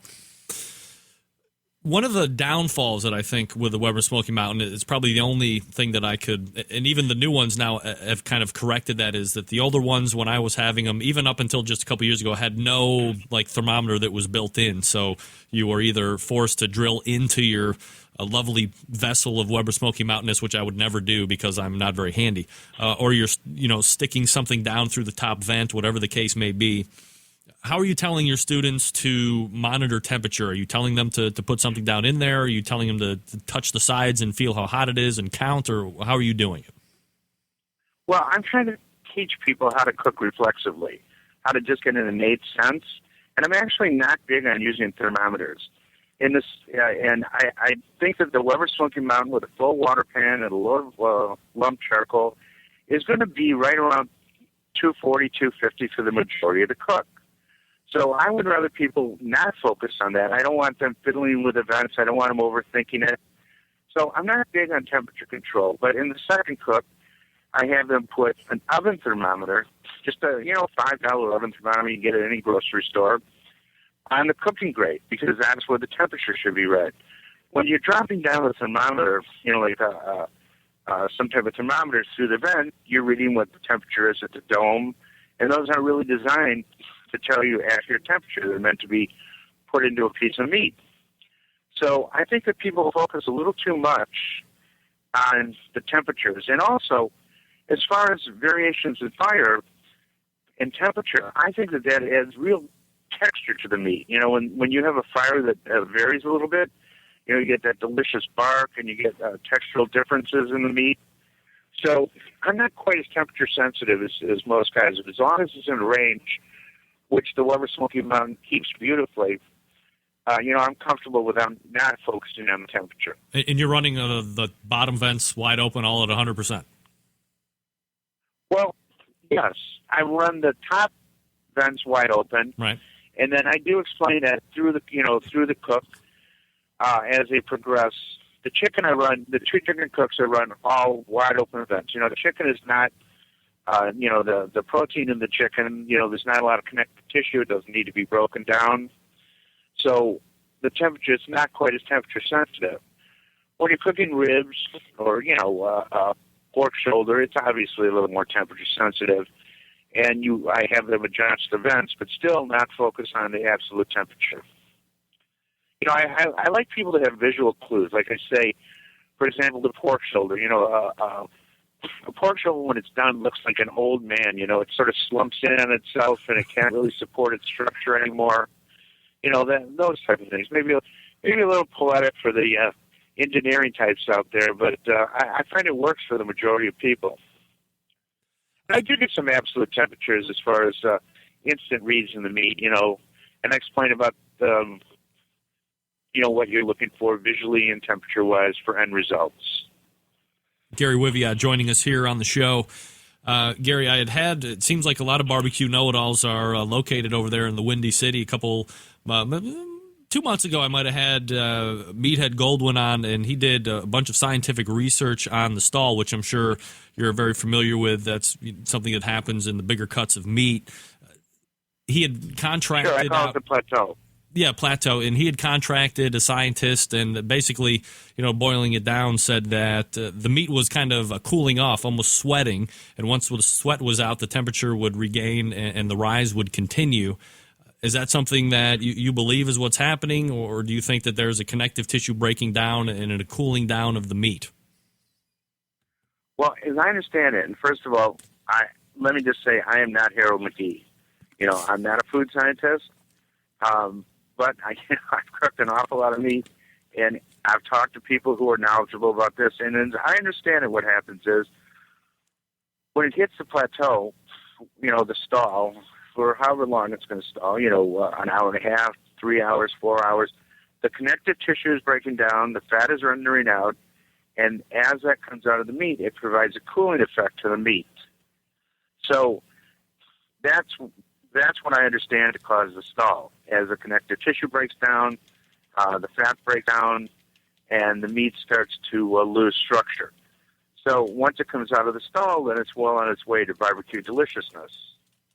I'm not completely certain that what Craig Meathead and Craig's scientists are saying are completely different things. There certainly is a cooling effect in the meat. Gary Wiviot joining us here on the show. Gary, when you wrote the book, was it simply because you had that epiphany when you were down in Texas and you were realizing all these other nuances, or were there other precipitating events that caused you to put pen to paper? Well, I mean, one of the precipitating events was a publisher saying, "Hey, Gary, we'd like you to write a book." I mean, that was certainly a seminal moment. But I had taught so many people, and the 5 steps are distilled into such an not easy, but such a linear method of teaching people who are basically new to barbecue. I mean, there's some things in there for the more experienced person, but I don't think it's going to provide any epiphanies for someone who does 20 contests a year in May. But there's also 130 recipes in there. But it just seemed like a natural falling off of what I've been doing, with the website and with teaching people. And it's something that I wanted to do, and I thought I had something to say because the book focuses more on method than recipes. And there's a lot of terrific barbecue books out there.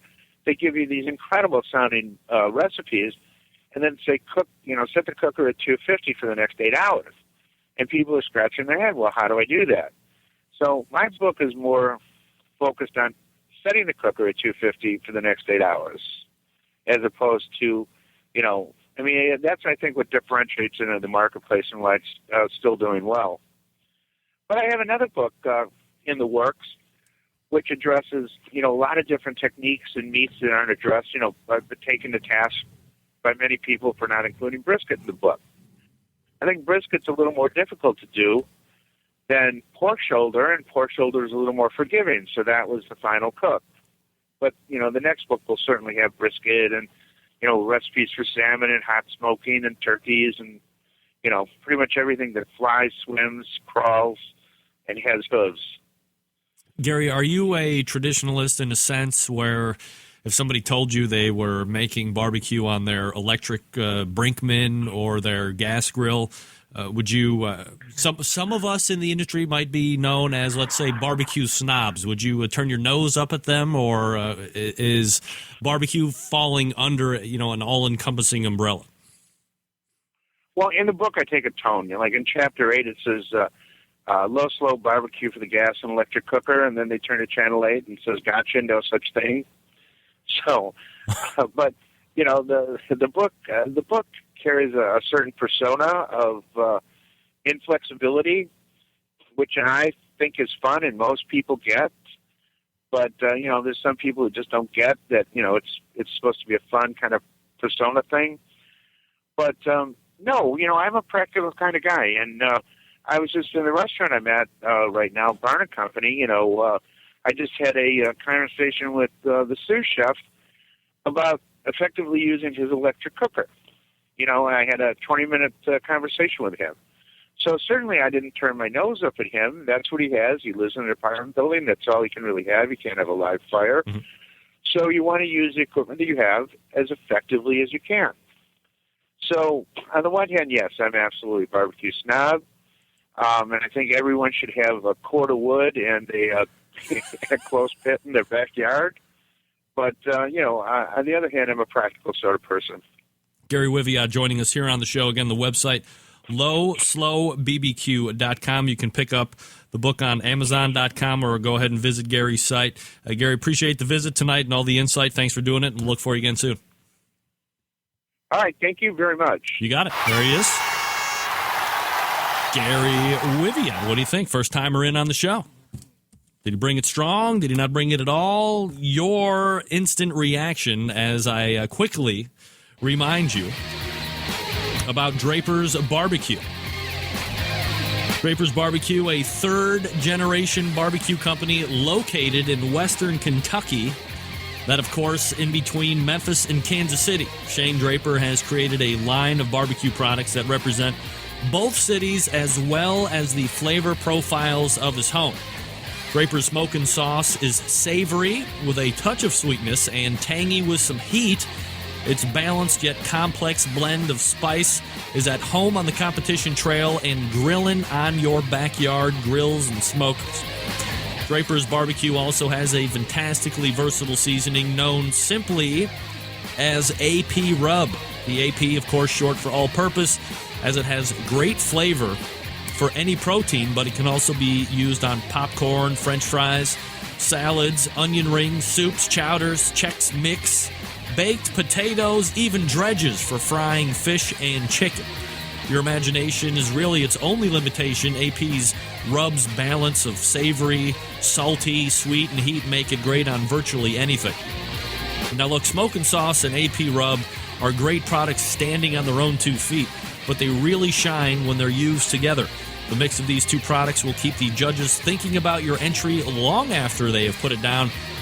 And it's not just specific to judges. If you're having a party with some friends over, they might be thinking, what the hell is going on with that flavor profile? I'm going to go back and have 7, 8, 10 pieces of chicken. Gang, don't miss out on this opportunity. Claim your limited edition Draper's Barbecue Christmas gift box. You saw it. I opened it last week. I went through the whole thing. It's only available at drapersbbq.com, only 75 made. The box includes a large stainless steel rub shaker that I showed you last week, a bottle of smoking sauce, a pound of the AP rub, and 4 recipes, handpicked by Shane Draper himself. All included in a beautiful box, ready to slap a name tag on and slide under the tree. Check their website right now for ordering details. They might already be sold out. Shane, you already sold out? How's it going? People want to know. They're ready to order. Find Draper's products at these locations online. DrapersBBQ.com. BBQaddicts.com, makers of the Bacon Explosion. Also, BarbecueProShop.com. These are all trusted Draper's resources. Draper's Barbecue, always looking for local stores in your area as well. Email Shane at info@DrapersBBQ.com for more info. Your tip could lead you to earning some free swag from Shane and the people over at Draper's. When Draper says 3 generations of pride and flavor in a bottle, they mean it. DrapersBBQ.com. We're back with the Grill Girl right after this. Stick around.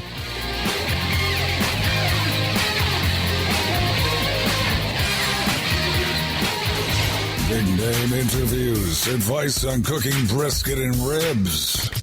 And the only host willing to share his honest opinion on all things important in the world of barbecue. It's the Barbecue Central Show.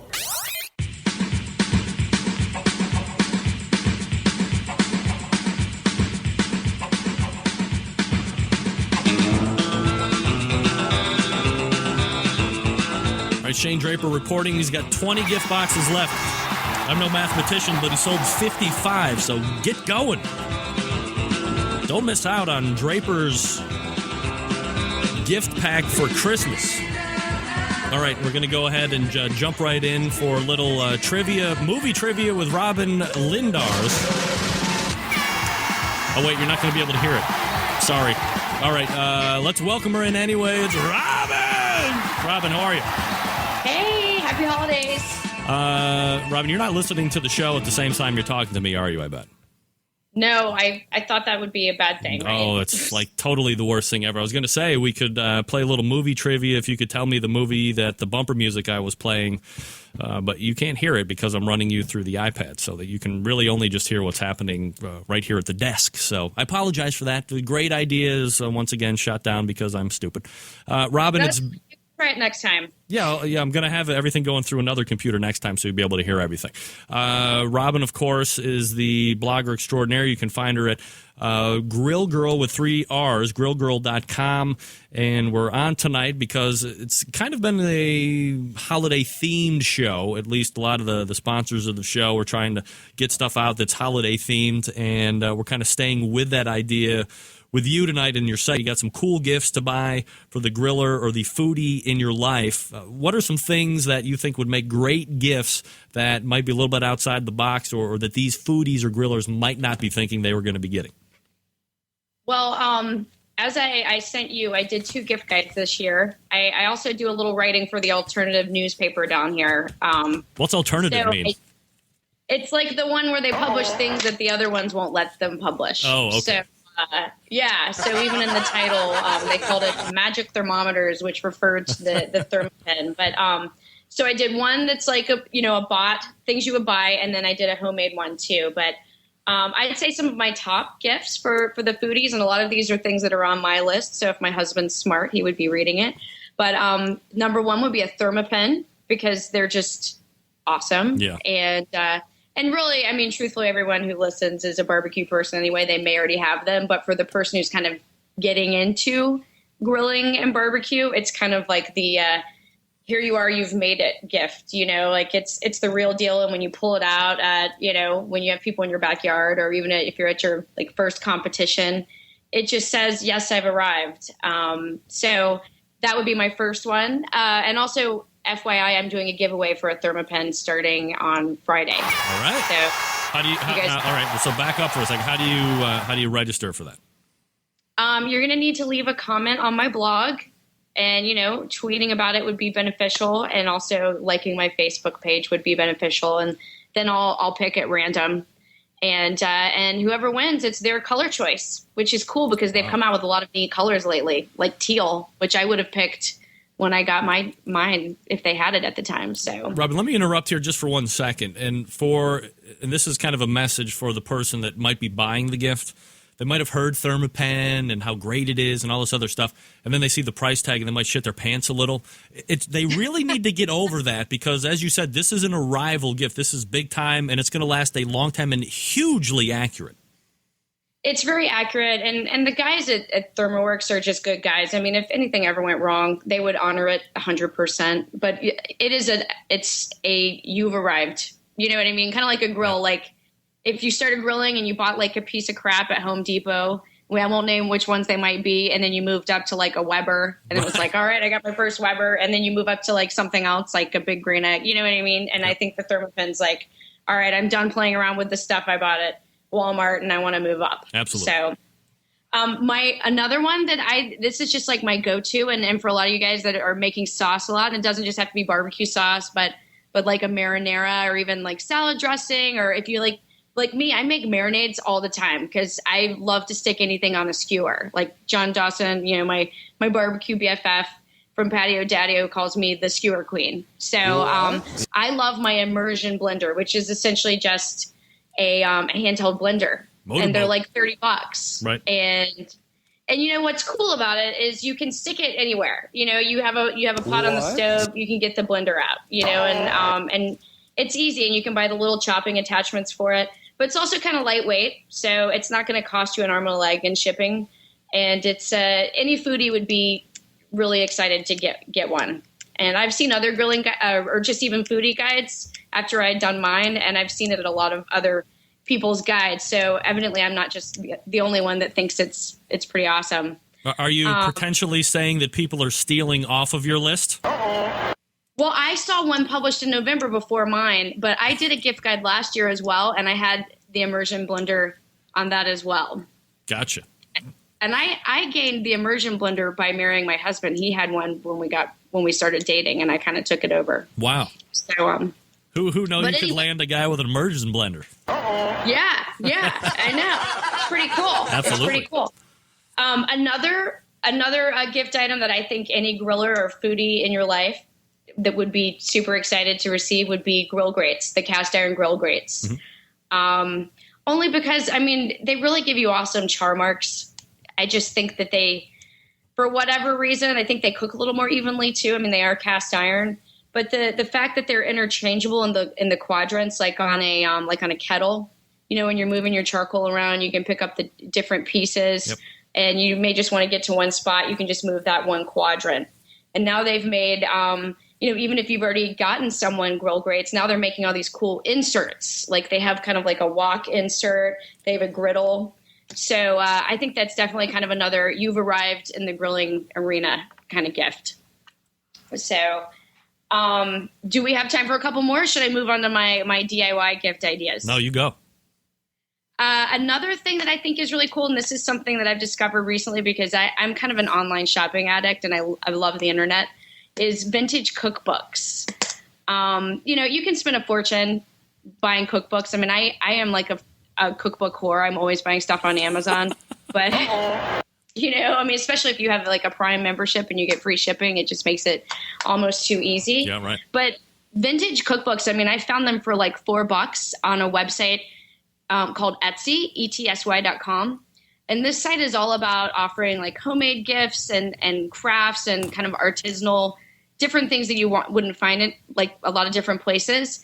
And I actually ordered a really cool Betty Crocker vintage cookbook from the 1950s. And it's got the coolest pictures and it's kind of funny. It's like a little snapshot from the past. So anyone who's into a certain type of, maybe it's not barbecue, maybe it's even baking, you can find a vintage baking cookbook. So it'll probably, you know, with shipping cost you around $10. So that's a pretty inexpensive item as well.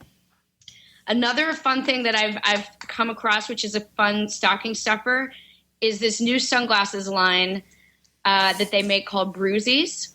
This is kind of the gift for everyone that the people that you don't really know what to get, but the beer drinkers in your life, if you will, you know, the hardcore tailgaters I mean, well, who doesn't like to drink beer? But so these sunglasses, they're polarized and they look like your traditional kind of more sporty sunglasses, but at the end of the frames are beer openers, which is just kind of fun. Yeah. And they're $39.99. It's Bruzies.com. And just a fun kind of, not even a gag gift, just a fun thing to receive, and probably like a cool trick when you're at like a football game or at a barbecue competition, like, hey, you need help opening your beer? Well, here you go, Absolutely. So, and a good stocking stuffer too, like you said. Exactly. And so I did kind of another gift guide, like a more DIY gift guide, because, we're also in a recession. It doesn't have to be all about buying and spending money. I mean, I think it's really nice to receive homemade gifts. Yes. And not always just Christmas cookies. Because I feel like this time of year, everyone just goes gaga with the desserts. And it's like, it's a little over the top, Why are you laughing? Because everybody's doing all the cookies. I mean, it's like everybody's biggest bitch about this time of the year is they're putting on 758 pounds because everybody's feeding their freaking face all the time. They won't push back after the 38 cheeseburger. Yeah, you're totally right. I actually, try to upload a lot of my recipes to photo sharing sites just to get more traffic. And it's just like all cookies and brownies and eggnog donuts. And it's just like, it's just too much, So I didn't include any baked goods in my foodie DIY gift guide. But one thing I'm doing this year is making homemade barbecue rub and giving it to people and making my own blend. Just because, I mean, truthfully, especially people listening to this probably do make their own rubs and have a special way they like to make things. So why not, spread the love with your friends and family and neighbors? Are there like key ingredients in a rub that you would recommend, or at least building blocks before they start getting crazy with exotic spices and herbs? Well, what I've been doing is I've discovered this spice company called Bourbon Barrel Foods, and they smoke their spices in bourbon barrels.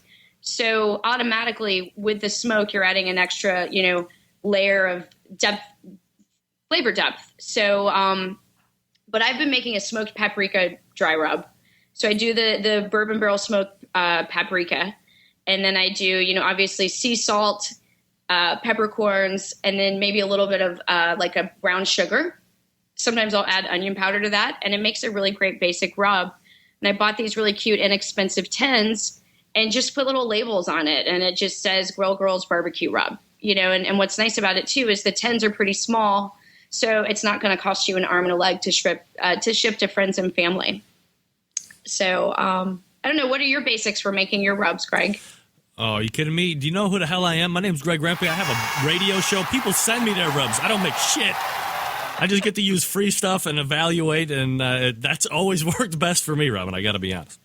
I have a ton of rub in my pantry too, but I always feel like, what if I got stuck somewhere and was like, I need to make a rub? Like, I need to know how to do it. That's like the patient that never takes drugs because they're afraid the next day they're going to hurt even worse, but it doesn't. So then they've never used it. I mean, I feel like, and I know beyond a shadow of a doubt, I'm in a unique situation more than every other human being on the face of the earth, except for the people that own their own rub companies because they have access to whenever they want. I get, a couple bottles of rub or more every week, so I kind of have a stockpile. And sometimes I'll mix rubs together, so I don't even know what's in one and then the other to begin with, and I have no idea what I'm throwing together.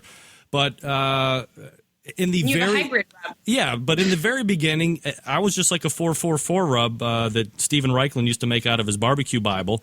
And then, luck of the draw, I just happened to stumble into this gig, and people will send me their stuff, which is a blessing in disguise because I can use as much as I want. And if I really like it, then I can go out and buy it. And rub, to me, is great to make, like you're saying, as a gift for other people to use that have no idea what barbecue is about.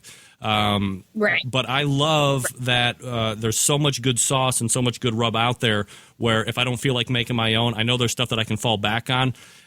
Not saying that I've ever done this, pass it off on my own. But there's a lot of great, talented people out there that are doing it and doing it well, and I like to take advantage of that. I got to be honest. I've been to a couple competitions here and there where, I mean, people aren't always making their own rub. Once you find something you like, you stick with it. Yeah. Don't fix it if it's not broke. Another thing I thought would be a cool idea is obvious. there's obviously a lot of people here, if they don't buy their sauce, then they're making it. So why not just put it in a cute ball jar and give it to friends and family with a cute bow on it? Greg Rempe's secret sauce. Yes. You don't have to share the recipe. My parents actually just found a really kick-ass recipe. They went to a family reunion, and I had to beg and plead with them to get this recipe because my dad was so afraid that I was going to publish it on my blog and spill the family beans. But that's what I'm giving everyone this year. So, but and another thing. No recipe involved, though, right? It's just in the ball jar, secrets held. Exactly. Good. Exactly. Because, I'm sure most of my neighbors, I've never seen them pull a grill out hardly ever. And when they do, they're not making their own sauce. So it's just something that's a little different that hopefully will set you apart from all the Christmas cookies that are stacking up. Another thing, too, is especially for the grilling and smoking and barbecue enthusiasts are exotic woods. If you're going to go ahead and maybe buy something for yourself, go ahead and buy extra, and you can put it in cute little stocking stuffers or, put them in little bags like guava wood. You can Google, there's actually, I believe, a link on my site right now to buy guava wood and a citrus wood or avocado wood, just new flavors that you can, test out and stuff that's not really you won't be able to find local. So it would be kind of, just different, and, another thing too, and maybe you're a vodka drinker, maybe you're not, but I've seen a lot of infused vodkas going around because it's not hard to find vodka and throw in your favorite ingredient. You can do it with moonshine too. I think there's kind of a resurgence of people who are drinking moonshine these days. I've kind of seen it advertised a lot, and I have to admit, I even have some family members that make moonshine from time to time. So you won't believe this, Robert, and I can't believe you've actually brought this up, but the first hour of the show, I've made inroads with a band that is kind of, they do rap, country rap, hip-hop. I think it's called Hick Hop, and they're a West Coast band called Moonshine Bandits, and they chose that name because the lead rapper of the group, the great-grandfather was a moonshiner out on the West Coast. He was a bootlegger. They did that on the West Coast. I'm impressed. Yeah, and then all those crazy East Coast people. No, West Coast bootlegger, born and raised, and they've just introduced their own brand of moonshine, and they're sending me a bottle. I'm gonna actually, hopefully, I'll have it in time for next week's show. I'm actually gonna get loaded while I'm doing the show and review. I've never had moonshine. I thought it was always illegal, and now it's out for sale. I think the website was outlawshine.com or whatever it is. But have you had moonshine? Have you had it?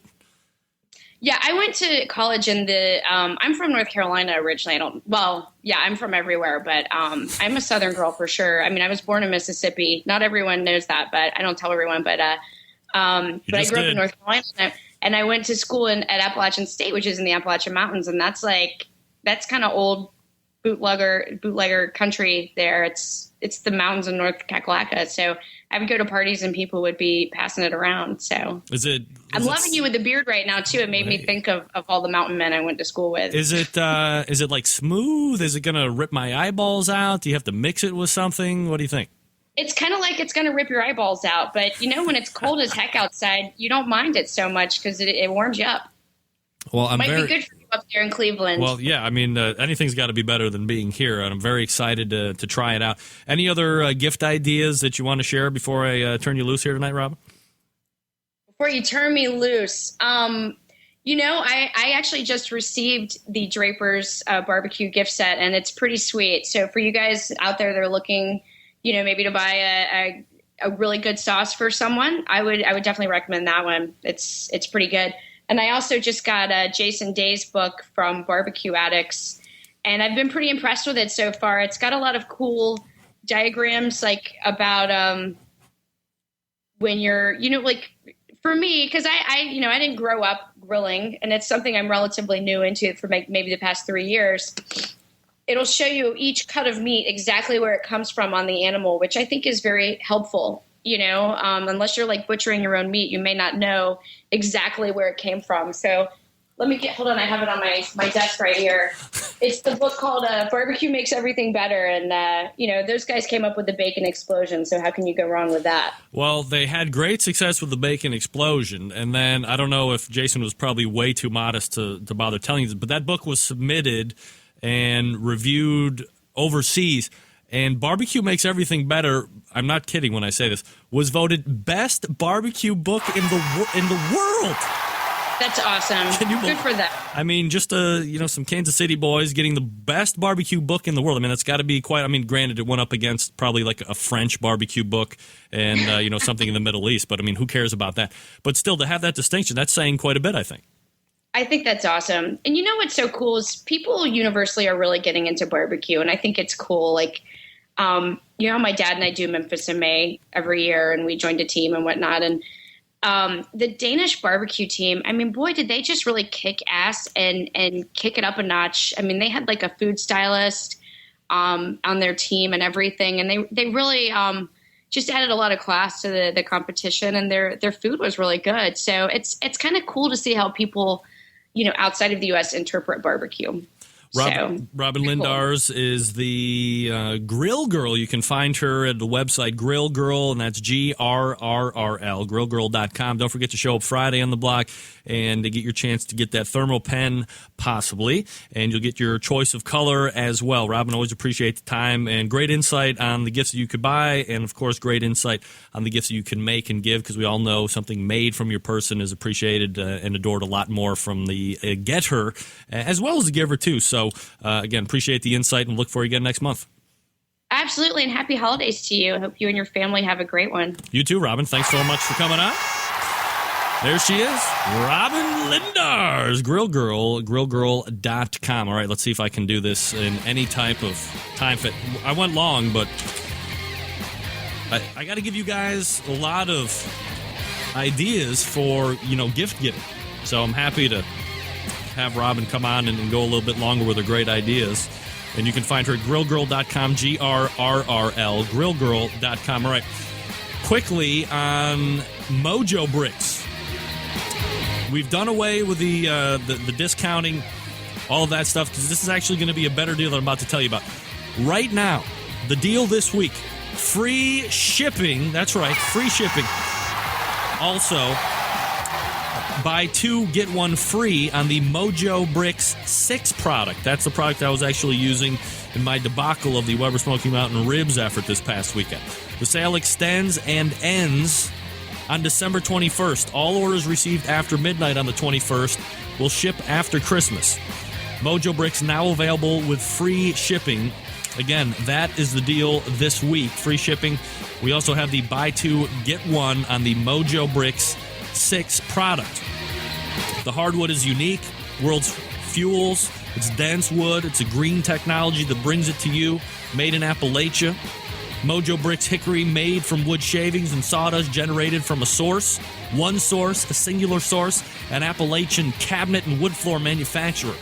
All the hickory is collected, processed without the use of a binder. There are no chemicals, no glues needed to bring you this fine smoking wood. All wood has its own organic polymer called linen. And linen grows in the cells of the wood. It acts as a binder. Producing hickory in this form takes a lot of work, and it will be produced in batches, so it's first come, first serve on this product. Mojo Bricks produced its first smoking woods this past spring when they introduced cherry maple and the Fred oak. Several of the listeners here use Mojo Bricks wood for smoke flavor with great success, both in the backyard, on the competition trail, and in catering business and outdoor air markets. Now, you can take advantage of this limited time offer.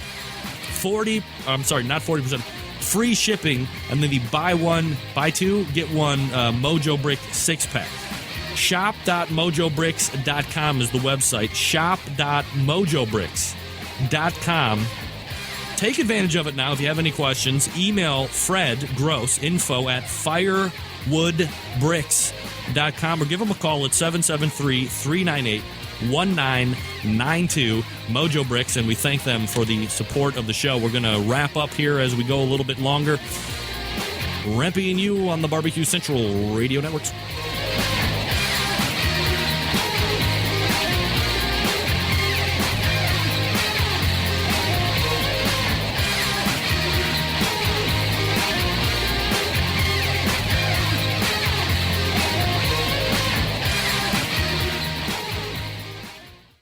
This is Jennifer Palamas from Charlotte, North Carolina, and this is Barbecue Central. get in the smoke. Call 877-448-0433 to get on the air. Now, here's your host, Greg Rempe.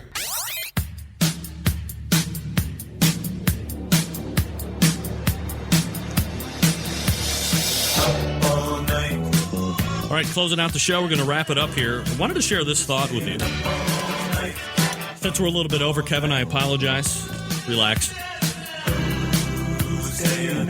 Before I share this final thought, I want to thank Robin Lindars from GrillGirl.com for joining me. Don't forget, if you want to win that Thermapen that she's got,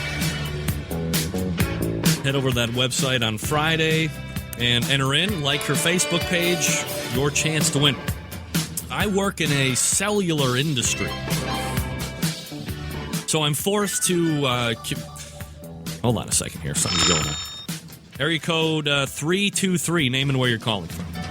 Sylvie from Los Angeles, California. Sylvie! What's up, Sylvie? How are you tonight? You said call, so I was calling. I did? Yeah, I said call 1-877 and the number, and I just called. Oh. Hello, Greg. Well, I certainly appreciate you saying hello. What are your some summatory thoughts on the show tonight, Sylvie? I thought it was very good. I was very excited about a lot of stuff that Jeff Stiff said about his KCBS nomination and wanting to be on the board. So I thought that was a very good thing. And I really enjoyed Robin's thing about stuff to give for gifts this year. Sylvie, evidently I'm reading some things in the chat board that were happening a little bit earlier in the show. Was there some type of big weekend that you had that you need to share with the Centralites? Yes, sir. I got my first GC this weekend in Pittsburgh, California. Yeah! Okay, so how did your categories finish up? How did my categories finish? I got a first in ribs. I got a third in brisket. Whoa. Overall, I think it was like 11th in chicken and something like a 12th in pork. Are you the pit master, Sylvie? I'm pit master, solo pit master on 4Q barbecue team. And what are you cooking on? I cook on WSMs. I have 2 18s and 1 22. All right, so you're a pit master. You're a grand champion winning pit. What the hell is going on with my Weber Smoky Mountain? I don't know. I haven't had a problem. I do very well on mine, obviously. So they've done well for me. Is it safe to say, Sylvie, I don't want to put you on the spot here, and don't lie like I know you want to. Is it safe to say that since you've been a fan of the show, the karma has finally come through for you and was a really large part in you winning that grand championship? Yes, because I've been listening to your show weekly. It never fails. Tell these people out there that tell me. Listen online. I actually do podcasts, and while I'm walking on the treadmill, I listen to you. You're probably trying to run away from my voice, so I'm probably helping you out double. Tell these people right now, Sylvie, that continue to think that this is a mere fabrication, that they're like, well, when people aren't telling you when it doesn't work and you're only reporting the good stuff. I mean, it just never doesn't work, right? What, the karma? Yes. It always works. Of course, it absolutely does. Are you done for the season, darling, or are you going to be competing again? I'm going to be competing again, and actually I'm going to change my name. So I was previously cooking as 4Q, and beginning January 1st, my new name is going to be Lady of Q. Lady of Q. Keeping it classy. All right. Well, hopefully. When's the next competition? I'm looking at probably not till March unless I decide to do Havasu in Nevada in January. All right. Well, hopefully the momentum continues to roll for you, Sylvie, and I appreciate you calling in tonight. Have a great Christmas, all right? Thank you very much. Enjoy the show. Hi, everybody. Bye-bye. There she is. Sylvie! Pitmaster. Watch out. You watch out. Lady Pitmaster going solo up in his piece. What? Well, Sylvie calls, and I have no idea what the hell I was about to talk about. Who cares? It couldn't possibly be as good as what we just kind of stumbled into with Sylvia. So congratulations to you for getting that grand champion. Solo pitmaster. Gotta love that. All right, let's wrap this bad boy up. All right, just remember what I was going to talk about. We'll get to that next week. No big deal. First hour of the show. we were talking with Ted Reeder. Cooked steak. Gave you the breakdown of what it's all about, how to do it, his favorite cuts. Well, Ted likes everything now. Loves a drink, too. In case you didn't know, loves Jack Daniels. So go back and missed it, or go back and get it if you missed it. Also, Jeff Stiff from Kansas City Barbecue Society, running for the BOD. You like what he had to say? Or if you missed that, go back and get it. Vote for him. Turn out, KCBS, 18%. Or shit. Second hour, we had first time in the show, Gary Wivia, talking about the Weber Smoky Mountain, his book, 5 Easy Steps to Mastering the Art of Low and Slow Barbecue. A little bit on the stall. A little more flexible on the gas stuff, but we're all snobs, let's be honest. Also, final guest of the evening, Robin Lindars from GrillGirl.com. Go ahead and win a Thermapen on her website starting Friday, GrillGirl, GRRRL.com. And thanks to Sylvie for calling in, sharing the carb. That a girl. Let me help you. Let me help remind you to control the rusty grill grate population, folks. If you have cast iron grates in the raw form, as they're cooling down from a cook, clean them off, and then hit them with a little Pam, a little Crisco. Make sure that you are re-seasoning them after each and every use. Get you long lifetime use. Nothing better than raw cast iron grates, but you got to treat them right. Avoid that rust; spreads like the plague. Also, September 11th, 2001. I will never forget. Next show, loaded out already next Tuesday, so be ready for it. Got a little more KCBS Willie going on, amongst other things. And until next Tuesday at 9 p.m. Eastern Standard Time, this is your program host and proud U.S. American, Greg Rempe. Good night now.